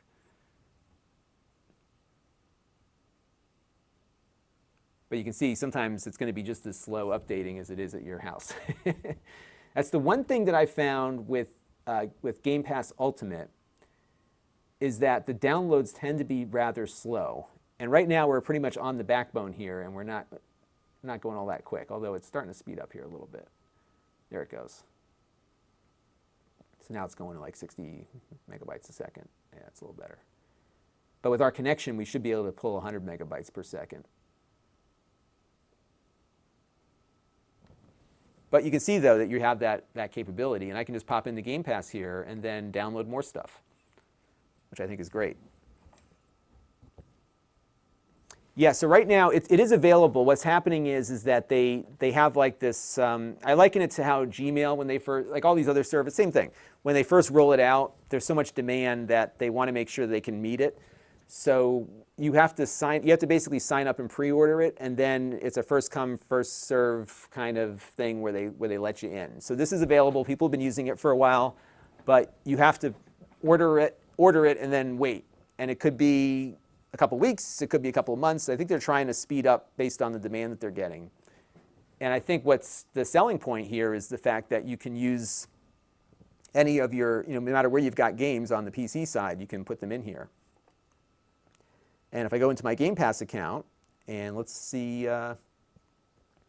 what's been recently added. They add so much stuff. I love Game Pass. This is one of the best values. That's why I think they're going to have a huge, I think the Xbox is going to be a very big deal, the new one, especially the inexpensive one, because they're offering a lease term, essentially. I think the low-end Xbox is going to be like you can pay $25 a month. It's a 2-year commitment. So you're going to pay a good amount of money over time. But what you're going to get is the console and then the Game Pass subscription. And I got Flight Simulator for my PC is just sitting there. Like anything that Microsoft publishes, you get access to. Yakuza, all the Halo games. And then there's more stuff on the console too. So the real value for this is that if you have an Xbox console and a PC, I will never play all these games. I barely play one of them right now, but I think it's a great value. So I could go in here. Let's see, Bloodstain Ritual of the Night. Let's put that on there. So I can just go ahead and click on that and install. And I'm going to put it on the D drive. It's 7 gigs install, and now I've got a Game Pass game that I can play on there. Is this done updating? Let's see. Okay, so now that's updated. So let's go and play that now and see how that works. This is good that I'm doing this now just to get this all set up. That's my excuse at any rate. And then we can play this all next week. Isn't this cool? I mean, how many streaming services can you do this with? I don't think there's any. Now, granted, you could install your own AWS and do it there, absolutely. But this is a lot easier, I think, for people to get started. And we can go start the game. Now, the other thing that this will do It does support microphone, although I don't know if the mic works on all platforms. I do have to explore that topic. But it's running nice. Now, granted, we are connected to Ethernet, and we're running at the 50 megabits per second. So that's what we're seeing here. And we'll just do a quick little adventure. I really got to get into this game. I don't really want to do a multiplayer thing. How do we just, because I don't want to upset people. Is this only, I can do the maiden voyage? Okay, so let's set sail. This might be a little training exercise.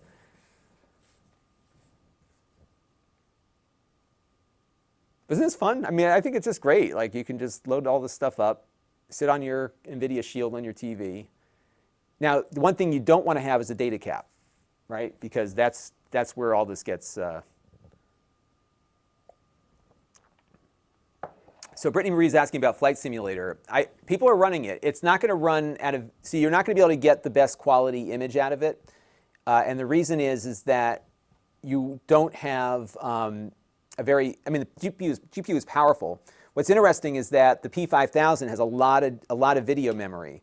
So it's great for, it's great for running vMix, for example, because vMix loves video RAM. But it's basically a 1080. So you could run Flight Simulator. It's just going to be at a lower resolution, not a lower settings amount there. All right, so left button to open. This is all so complicated. I just want to get on the boat and do my thing. I am detecting a little bit of lag here. It's pretty noticeable when I move the controller here. And I think on the PC client you do get, I don't know if you get the statistics on this one. Let's see. So I'm connected on Ethernet, but I don't see, yeah, they don't give you, and it still thinks I'm playing No Man's Sky, by the way.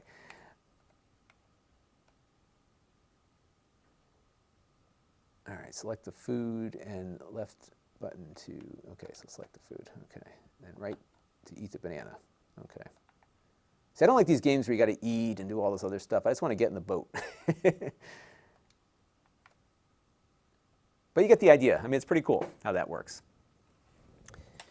So let's do that. And I would say, here's what I would suggest, is that if you don't have a gaming PC and you do have an Xbox and you want to get the most out of the Game Pass subscription, especially if you have an Ultimate subscription, and I think a lot of people are going to opt for the Ultimate now with the xCloud, that you'll have this. And so this is a great way to kind of get into that, I think. How do I get out of this game now? I'm all done. But you saw that we were able to load up a game on Epic. Here we go, exit desktop. So I'm going to have to put some time into Sea of Thieves. I wanted to demo a game that was a little bit more than the basics, but this looks like I got to do a whole bunch of tutorial stuff first. And is this one downloaded yet? Let's see. Yep, it's downloaded. So that's what's nice when you have a gigabit connection in a cloud server. You can go ahead and download it. These kind of games I think will be a little trickier due to the input latency you'll probably have. And one other note on Android in particular, Android is notorious for input latency on Bluetooth controllers. And even the NVIDIA Shield controllers, the original one like I have here, which connected over its own Wi-Fi thing basically, it's pretty bad. So that's the one area where I think you'll want to be careful. But I have like Civilization, like that's a great game you can run on this. Cities, what's that game called? You know, the SimCity clone, all that stuff works great. So this is, I mean, it's good. And when you've got the high bit rate, sometimes you forget that you're actually using an NVIDIA Shield to look at it. Isn't that crazy? So that's cool. So then when you're done, you can just shut it down like you would anything else. And just like having a regular Windows 10 installation is that it will often remind you to update, or you might have to deal with the updates and stuff. Now, one thing that I'm finding with this, I'm going to note this in my review, is that I almost feel like this game launcher is not that great, because it's now, I think it's rebooting the server now. And I didn't want that. I wanted to shut down. And maybe I probably should have done it through the menu. Typically, when I'm logging in from my computer, I am shutting it down through that interface, but here it's a little different. But you do have the option, so you have your list of installed games, and of note is that it doesn't find them all. So it found Bloodstained, but it didn't show me Sea of Thieves. Isn't that interesting? But you do have down here the ability just to jump into the desktop directly, and that's always something you could do. And now we gotta wait for it to boot up again. Now when it boots, what it's doing is it's allocating, you know, a hardware in their server rack there and then letting you in. So I may be on totally different hardware now when I'm booting this up. Noah runs his at 3440 by 1440. And by the way, that's what you can do that. It goes up to 4K. Some of the games may not run so great at 4K, so you might have to adjust the resolution. But you can, you're basically upscaling if you do that. Because if I'm not mistaken, it will upscale on the outbound stream. Noah might know better than I would on that. But yeah, it supports higher refresh rates, so you can run it at, I have a, actually I have a 120 hertz monitor I can try that with later. But you can connect it up that way. They have a piece of hardware that does nothing but connect to Shadow, so you have that as an option too. So that's pretty neat. And I'm just waiting for this to start so I can shut it back down again. Now we did run into a problem the last time I was playing around with this, is that I started up and shut down too quickly, and then it got like frozen, and I forgot what I had to do to unfreeze it. So if someone can remind me about what the process is, that would be really helpful, because I think I might have done it again. I'm just going to hit power here. Let's just stop it for now. Okay, so we got that done. So now what I want to do is get the Apple TV set up. So let's get that going. And to do that, I need to get my Apple TV controller out, which I've been charging. And I'm going to switch my video here. If I get disconnected, I will come right back, because I have to switch the monitor from one of these Spark boxes to the other. So let me do that real quick. I'm going to pull this one out, and we're going to plug this in here. Okay. Now I'm still streaming, so that's good. Okay. So now we're going to wake up the Apple TV. It's been sleeping. Hopefully it comes back on. It did go black on the screen, which is good, so that's encouraging. Let's see if, there it is. Okay, good, so we are up. So now I'm going to go back out to the front screen here, and we're going to go down to Shadow. And I got to log in again. So now what I'm going to do before I do anything else is I'm going to pair this keyboard up with the Apple TV now. I can't get out of here. There it goes. Okay, so let me go do that first. So let's go and pair this up. Because that's the other thing I want to test, is whether or not you can use the keyboard and trackpad with, and we're going to also have to pair up this Xbox controller with it too. So let's go and try all this stuff out and see how that's going to work. And that's one of the tricks when you've got like something like this, again, that works on so many different things. It's tricky. Okay, so Noah, great. I'm glad Noah's here. It's under Help, PC Client, and then Shutdown. Okay, so we'll do that if we get stuck. MJaffer asks, is this going to be the end of the PC as we know it? I don't think so, for a couple of reasons. There is a very good case to be made for the cloud for a lot of things. In fact, I put an article up on my Facebook club, or group. I call it a club. Right, let's see. So we're going to get the keyboard paired first. Let's see if this works. So I'm going to put this in the Bluetooth pairing mode. K830 is what we want to connect to. And now we're going to type in 697737, enter. Okay, so now we have that connected. Now you'll note that the trackpad isn't working yet, but the keyboard does work. Okay, so now, and by the way, we are on the Apple TV now, so I'll switch the Amazon product in focus to that. So now what I'm going to do, so this is the other problem that I have found. Oh, I got to do the game controller too. So let's get the Xbox controller going. I'm going to hit the pair button on this thing, and we're going to go to Bluetooth again. And we should see the Xbox wireless controller, so this is it here. And it's going to pair up with that. And this is new, or newer. So this didn't used to work before, now it does work. And so there you go, you've got the Xbox controller controlling all this stuff. So now we can load up Shadow. And the first thing that I'm curious about is whether or not the trackpad is going to work. I don't think it's going to. This might be something that when iOS 14 is released and tvOS gets updated, that's when it might come into play. Now the other challenge here is that I like to use very secure passwords, and that makes this a very arduous process whenever we set up a new Shadow device, because I have to go in and type in that password. And the other thing I'm noticing here, okay, that's working at least. The keyboard is working, so that's good. And I'll demo that for you in a minute. And let me go, oh, I can use password autofill. Oh, that's interesting. Oh, I can pull it up on my phone and then toss it over. That is cool.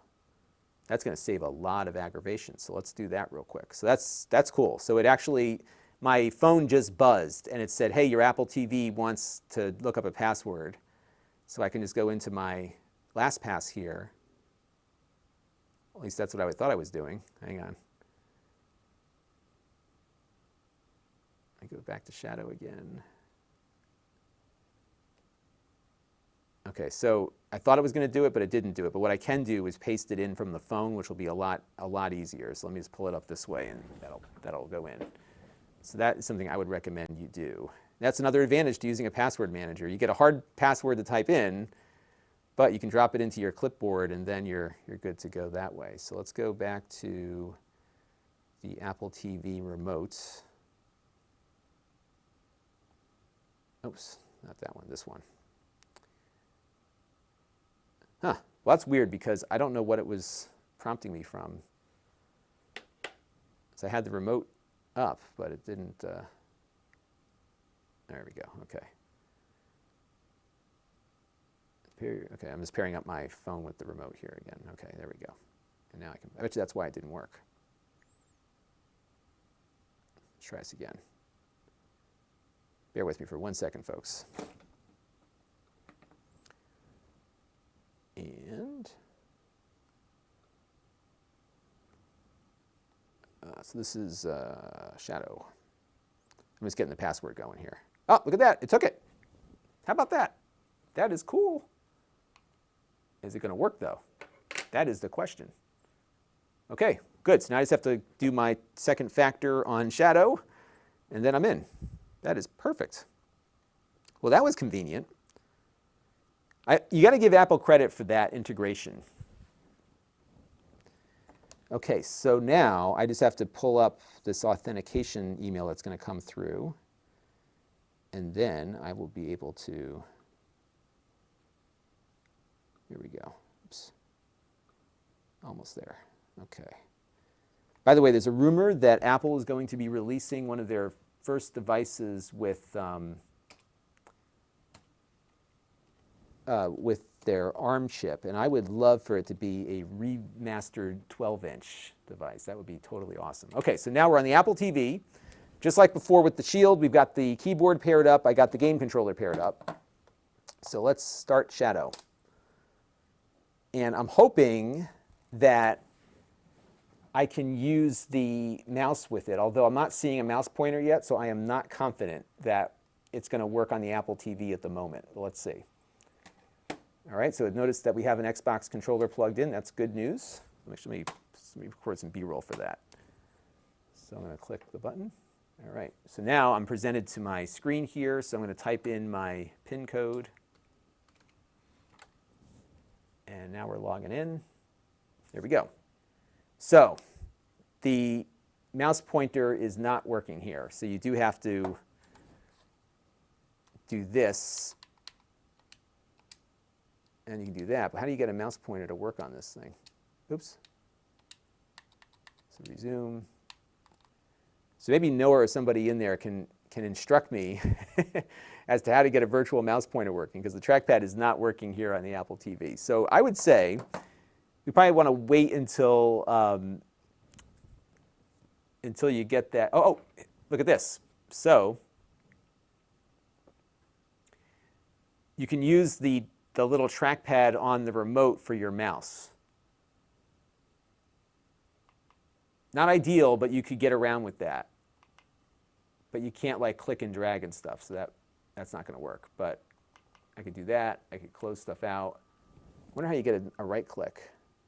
Oh, okay, so look at that. So if you do 2 taps, well, I did it for a second there. Okay, so 2 taps, I see. Okay, so if you do 2 taps like that, you'll get the right click, the right mouse button going. So it's not perfect, but there's a workaround. So that could work. But I'm going to probably say that on the Apple TV, it may not be ideal just yet until they add in that extra feature. So there you go. Okay. All right, good.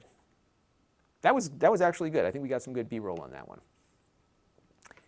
And we know that the Xbox controller worked because that showed up as well. But I just don't think it's something I'm going to recommend to people at the moment.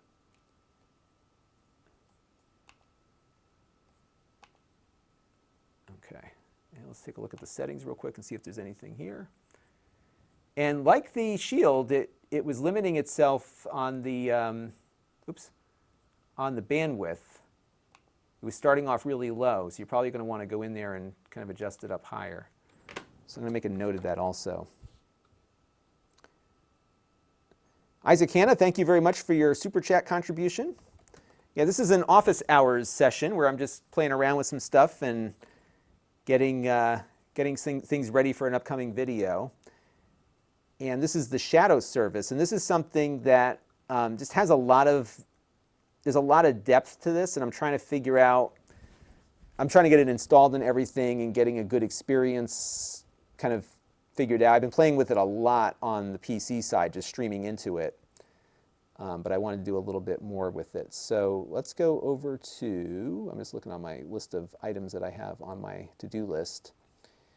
Let's see, iPad, Apple TV, and I think I want to mention on the Shield, adjust up the bit rate because it was at a very low bit rate. Apple TV, no mouse support right now, but the remote works. Okay. All right, so we're good there. And we're just going to turn that off. And I think we'll bid adieu to the Apple TV. We'll get the iPad out now and try it with that. And I do want to install the latest public beta, so that's going to take a minute or two. So that will be something we run on now. And then I'm guessing that, because this will run on Android phones as well. So I guess we could install it on the little Pixel phone here. I can't imagine, I know the mouse would work with it. We should probably do it on a phone that might have a little bit larger of a screen. So I think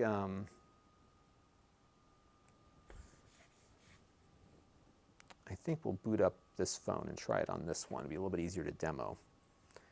And this is going to do its updates. So we'll let that update for a minute or two. You see, I mean, there's like a lot of stuff to install it on, and I'm just trying to figure out like what's the best thing to connect with it. So we're going to use the Pixel 4 XL here. I gotta say, I'm an iPhone person, but I really like the Google phones. I think they've got nice phones. They feel like they design, you know what I mean, like the operating system's the Google operating system, so their phones, I think, run it very well. Okay.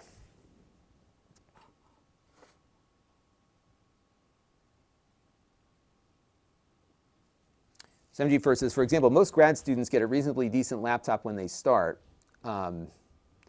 whereas they could loan a Shadow laptop plus subscription. I think we're going to see more and more of this, and a lot of it, especially for reliability purposes. If I was being hired to do live streams, I would use a cloud server, over whatever I have at my house.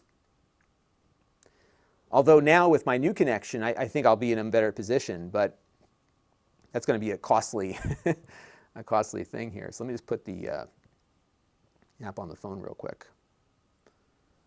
So let's look for that. I'll pull up my Google phone here. This is actually the 4XL, but same deal. Okay, so we're just going to install this on the phone real quick. And we'll get that going. And I'm looking forward to playing around with xCloud very soon. Right, we got another question here from Joseph about Chrome OS. I looked at that. There are some people that are getting it to work on Chrome OS with, they're using it with the Android app, but I'm hearing mixed results that it's not very good on Chrome OS at the moment. So that's going to be something that you're going to want to wait on if you're looking to do it. It runs on Raspberry Pi also with an Android app, but it's kind of hackish right now. So some people tried connecting it up with the Crostini, you know, the Linux container on Chrome. It's not ideal. So I'm going to not recommend Chrome OS at the moment. And they do need to get that. I think that's going to be a really critical thing. Because we saw how nicely GeForce Now runs on Chromebooks. It runs great on Chromebooks. And bear with me, I'm just getting logged in here. And I'm going to get my authenticator going.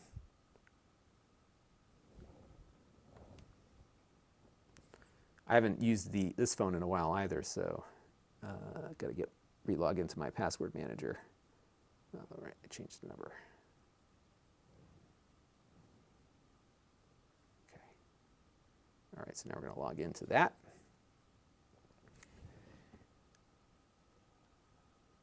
Oh, Noah lives nearby. I should, you know what? I may take you up on that, Shadow Ghost. It might be kind of fun. Do you use it a lot, or would you be willing to lend it to me for a couple of days?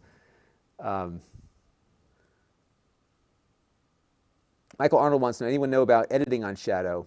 Yeah, I actually have DaVinci Resolve installed on it, but you got to think about, I guess you could edit proxies on it, that you could do. You know, just the issue would be getting all your footage up to it, and you only have 256 gigs of space, so it's not a lot to play with, right? So that's the only barrier there.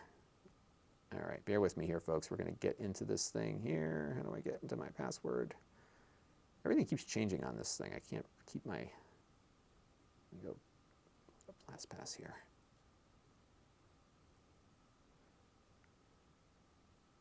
All right, let's pull up Shadow again. So I have a super long password, so every time I log into this thing, I got to type it in again. But the good thing is I've got my LastPass password manager, which I cannot live without. All right, so we'll log in here. Hopefully I'm not tripping any big issues that I've logged into like Shadow on 5 different devices over the last couple hours here. So, all right, so now we're logging in here. I'm going to get another one of these activation emails. I'm going to type that in, and then we're going to connect the keyboard to it and get that set up. So we're just going to pull up the desktop here. And you'll see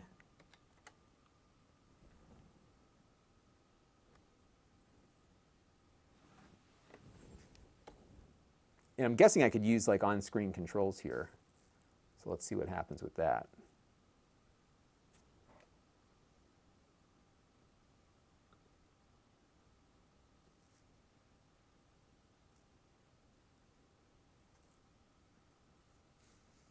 Oh, it's got an update. It's funny, it didn't have an update a few minutes ago. So we need to restart Shadow and update real quick. I'm not sure what it's updating. It's probably a Windows thing. So all the Windows updates, all those things that you usually get.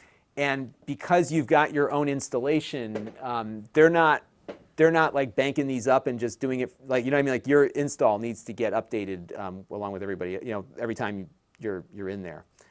All right, give me 1 second here. I just got to log into my accounts. All right, here we are. How do I get rid of the keyboard? There it goes. Okay, so let's take a look at, yeah, I'll do my overhead view. It might be easier. Now, right now, I don't have the keyboard attached, and this phone has one of these crazy high-res screens, so we probably would need to activate some of the screen, you know, some of the scaling features of Windows. And that's the keyboard. And if I hit this, I get my, this is similar to what we saw in the other thing. So what I might want to do real quick here is I'm going to connect up my keyboard, this one. So we're going to break the relationship with the Apple TV. And what I'm going to do here real quick is attach the Bluetooth up to it. So let me just do that real quick here. All right, so that is pairing. Pair a new device, and we'll go to the K830 again. Okay. All right, so now we're connected. It looks like it's redoing the video here. And now we are back. I can't see my mouse pointer. I know it's got to be on there somewhere. Yeah, it's there. Okay, so, you know, I just can't, the pointer is so small that I can't see it. So I wonder if there's a way I can adjust the resolution here. Let's take a look. Display resolution. Ah, there we go. So right now it's at the native. So here's something that, I think I'll record some B-roll here. So it went with my screen's native resolution, which is 3040 by 1440. But I think what I might want to do is do a 1920 by 1080. And I'm going to uncheck that box just to get a better view of things. And now it's going to apply the new resolution. And that's a little bit easier to work with. Still very tiny on the phone screen, so I don't think you're going to get a lot done here. And I can, though, zoom it in. So I guess you can use two fingers here to kind of navigate around the desktop if you need to do that. And so we might be able to get a better chance of getting the mouse pointer up on screen. Let's see if I can show that real quick. There it is. It's moving super fast. That's part of the problem.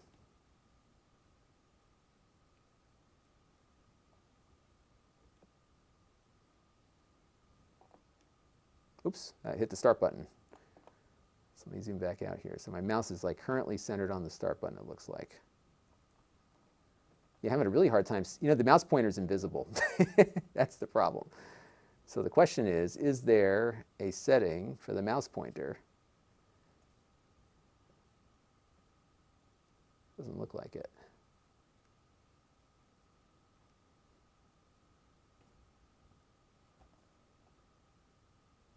All right, we're going to have to play around with that a little bit more. Oh, so name withheld says use the magnified choice. So let's try that real quick. Yeah, because I can't see it. Like it's completely invisible. So I'm just looking here. I can see it. So let's go over to mouse settings. Oops. Yeah, there we go. So we can go here and change the mouse pointer to larger. Yeah, it's still invisible. Yeah, it's totally invisible.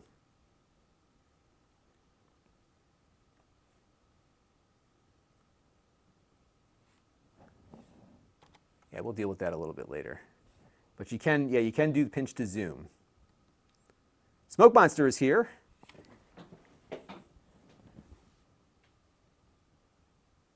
You all have to check out Smoke Monster's channel. He's got some cool stuff on his channel. All right, so let's go home. So I guess I would say the workflow for this would be to get yourself logged in, get your Steam account going, and then when you're booted up, because we're still loaded here, if I execute it now, I think this will be the better way to do it because I'm logged in.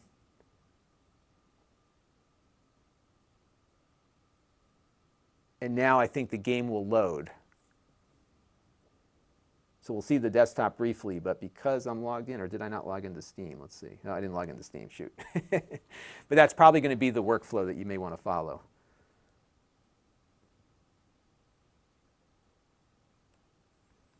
Yeah, I'm not too keen on the phone interface here. But you know, again, it's hard to make a phone work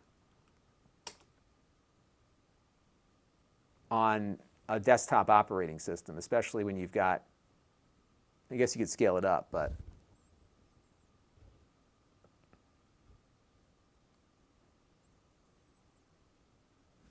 yeah, I magnified the pointer, but it didn't appear. So I'm going to play with that a little bit more. All right, so we got the phone down. So yeah, so I mean that's going to be the one thing with this, is that it's going to be a little trickier on these phones and stuff because of what they support and all that kind of thing. Let me pop into the iPad here and see if it's done updating. I think we're done. Yes, we're back up. Okay, so now we are going to try the iPad out. So let's bring it in, and I'm going to repair. Let me just turn this off now.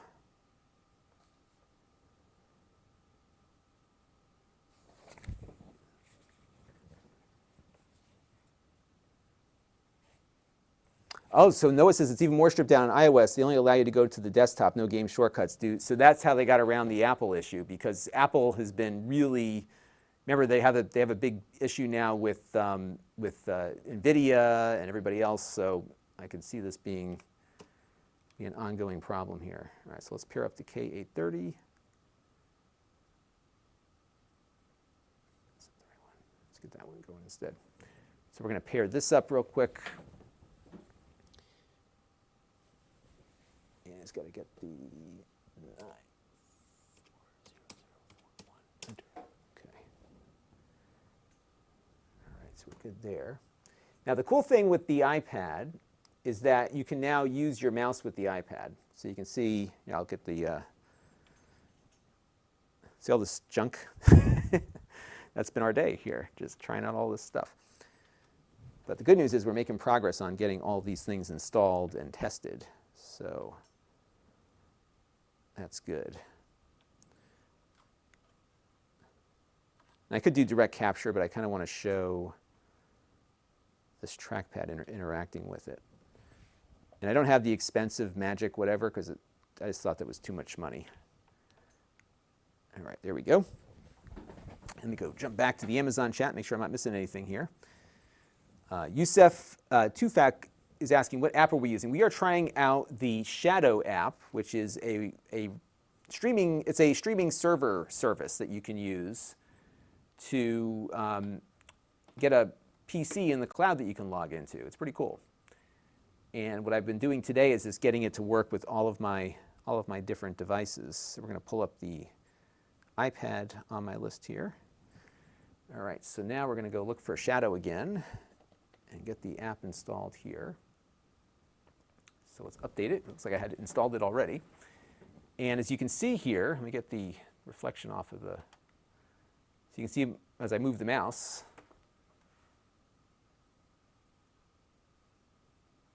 you can see I've got a little mouse pointer here going.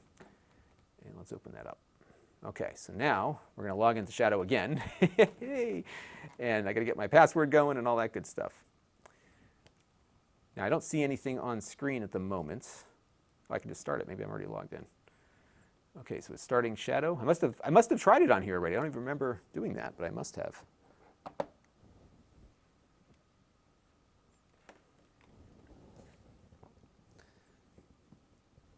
All right, let me just do the update real quick and make it happy.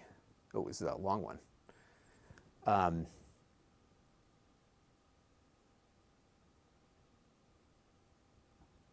Oh, interesting. Noah says they got removed from the App Store when they had a launcher, so they took it off. That's right. So he said, if you notice, the Apple TV has just the Start Shadow button. Looks like that on iOS too. Cedar Lake wants to know of any docks that can act as a KVM switch between two Thunderbolt 3 laptops? I do not. That is a good question. I did get one of these IoGear KVMs. Actually, not video. It just does keyboard and mouse. But actually what's cool about it is that it's keyboard, mouse, and whatever else you want to plug in. It's got 4 USB 3 inputs on it. I forgot the name of it, or the model number. but I have, it's really nice because I have a keyboard and mouse upstairs, and then I have a webcam on that also. So when I plug in, I have a PC up there, and then I've got my MacBook Pro that I plug into the Thunderbolt dock. So I can use the keyboard, mouse, and webcam with both of those devices just by selecting it. And I still have an extra USB port on there too. So that's pretty neat. All right, we got to let this update go through. I made the mistake of doing that. John Moshe wants to know, what computer did the controller in the lower shelf with orange buttons go? Which one was that? The computer with orange buttons.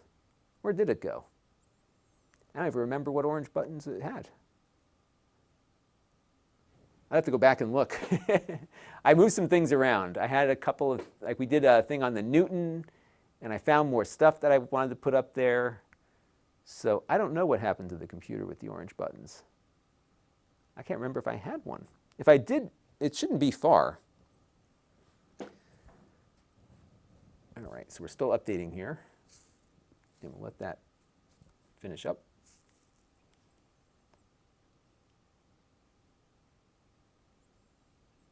But I would love to hear from you all as to how good the stream has been today, because it seems like this is the second day in a row we haven't had any real streaming problems. So I think I don't know if we've solved our issue, but this Restream IO seems to be working better than all the other things I have tried. Nicholas M. bought a Flex 5 because of my review, but he couldn't buy the one that I had. Yeah, I did sell. That one sold pretty quick. Did you get it yet, Nicholas M?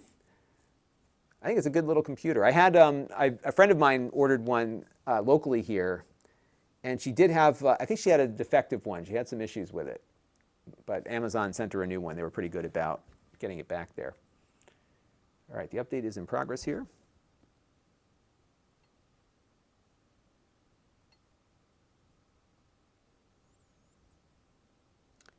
Nicholas says he's been on the stream for only 30 seconds. So we'll see what happens. Yeah, I think it's been okay. I haven't seen, again, I've been using this Restream IO for my streaming. And they are taking my stream and then sending it off to YouTube and Amazon. But it's been solid. I mean, this is the second day in a row that it's been solid. So I don't know what they're doing differently than all the other things I've tried, but it seems like this one is the one that's been working.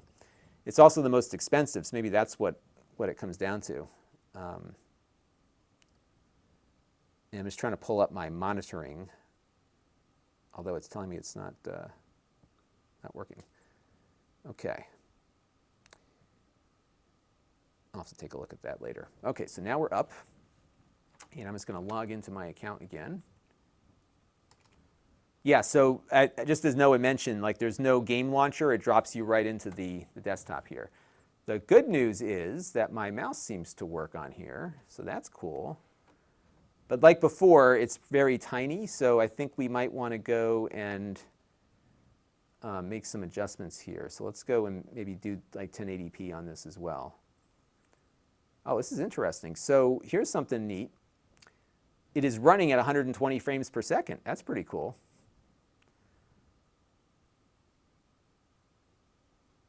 All right, so let's pop out of there, and it's going to readjust the resolution.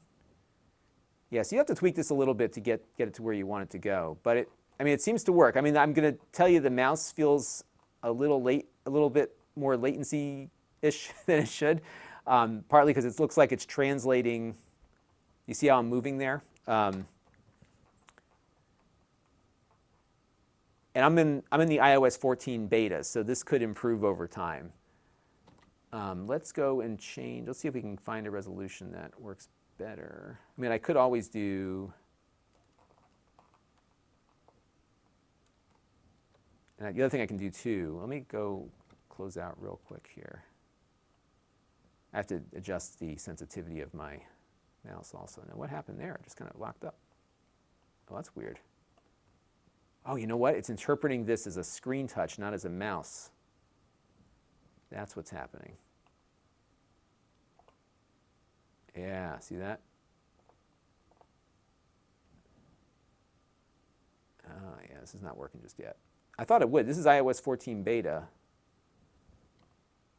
Yeah, so it's not quite there.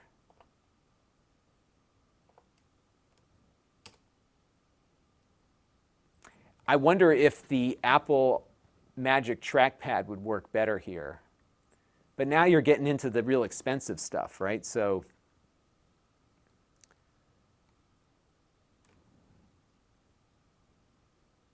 yeah, let me shut this down real quick. Yeah, so yeah, I got to play around with that a little bit more too. At least I got it working on everything that I wanted to get it working on. So, all right, so here's my, again, I got to do a little bit more here, but I think it, I would say the NVIDIA Shield experience, good. The PC experience, very good. A little tougher on the mobile devices because it's so tiny, and then I lost track of the mouse pointer.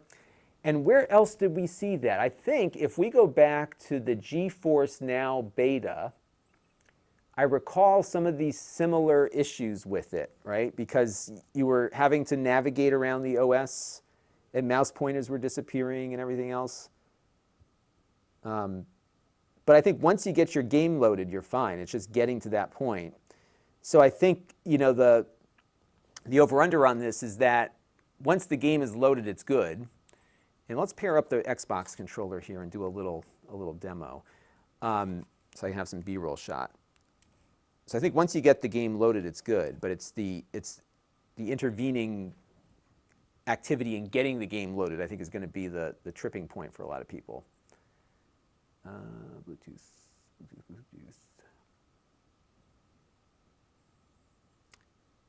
All right, let's go and add the Xbox controller. Cool thing about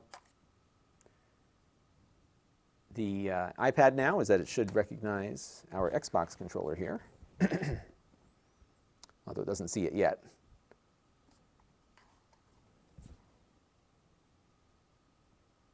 Usually it does pick up pretty quick here. What's going on?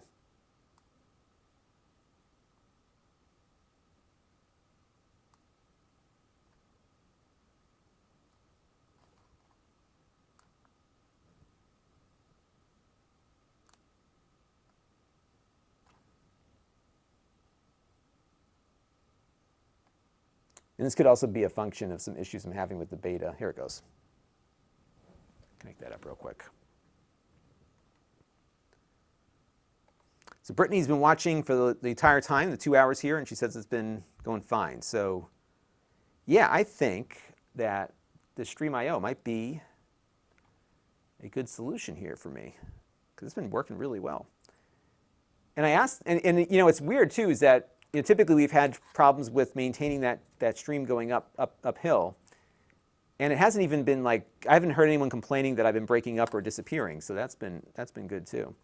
All right, so let's start this one more time. And then we'll just get a game. I just want to get some B-roll footage of a game running. So we'll try that real quick and then we'll call it quits for today. I got to take the dog out. I got to figure out dinner for everybody.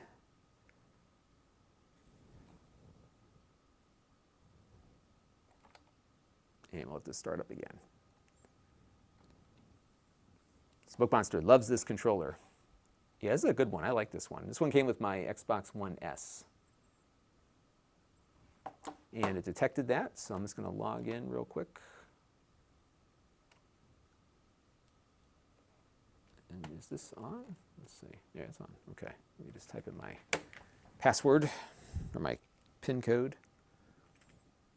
All right, so I think I'm going to adjust the resolution again. I want to fill the screen up. So let's go in here and go to settings and resolution.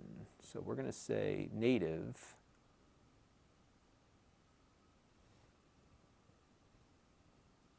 And then I'm going to bump the bandwidth up. So we're going to go, I'm on Wi-Fi, so I'm going to probably keep it at 20.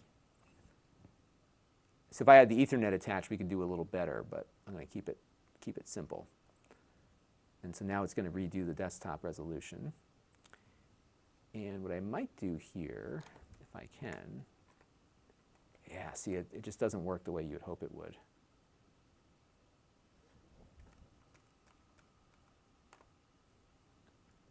I am going to do the scaling. So let's scale this up to like 175. Oh, that looks nice. Yeah, that's much better.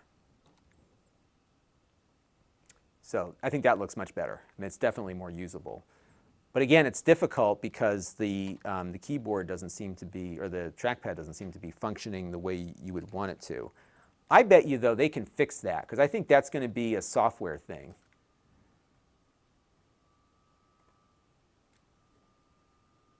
All right, so we're going to log into Steam.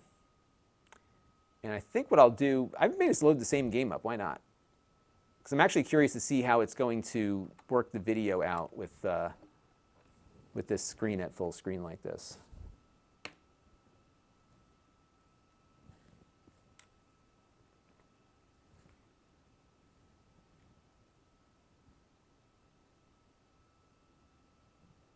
Yeah, I think people are going to really struggle. They need to come up with like a launcher that works on the platform, like on Windows.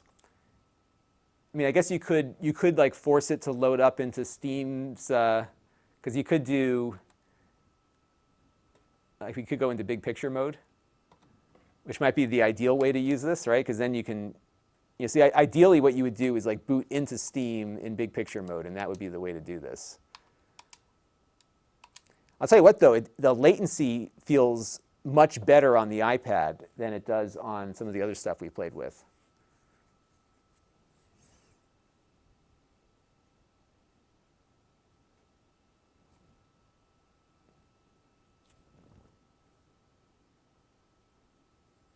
BB Garnett's been working on a relative's parents' computer that won't boot. He said, bring it over, only to find it's a 2002. It's funny, you know, people don't need PCs to be updated as frequently as they used to. And if you're just running a web browser and Microsoft Word, you know, you can get by with the older stuff. I got to tell you, it actually, I haven't tested the latency, you know, scientifically, but it feels really minimal here. And it could be because we're running this at 120 hertz.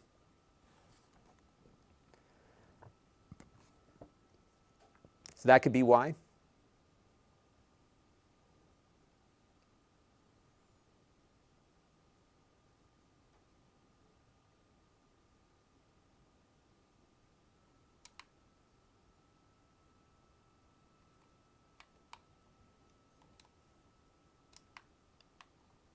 Yeah, this looks good.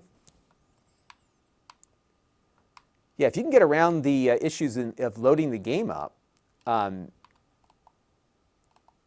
iPad feels really nice. I mean, it's still got some latency. I can still feel that it's not like perfect, but you know, you're dealing with the latency of your connection. This is a toxic planet, by the way, so it is slowly killing me.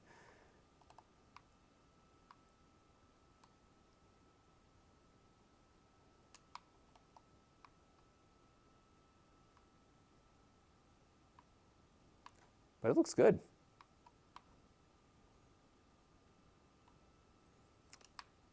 Yeah, I think that high refresh rate display makes a big difference here. That's real solid. Yeah, I'm feeling a little bit of latency, but it's not terrible. Cool. All right. Well, I think that's important to note. Neat. All right. So let me just pop out of here real quick. And the game controller works fine, so that's good. And let's quit the desktop here. Oops, there it goes.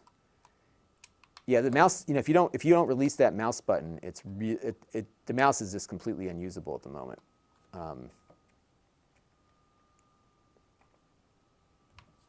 Whoa, yeah, it's totally out of control right now. So how do I get my control back? It's like totally glitching out here. Whoa, yeah, so let's just quit.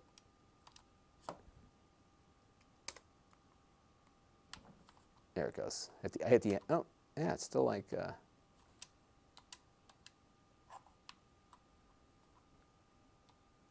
know, I'm going to turn it off and see if that rectifies things. Yeah, it's all screwed up. And I'm reluctant to ding them on this because I am still running the beta, a beta of iOS. So it's not fair to say that this is it could be that the beta is causing this problem. All right, let me just sign out. I don't want to sign out yet. Start back up again, and I'll shut it down again.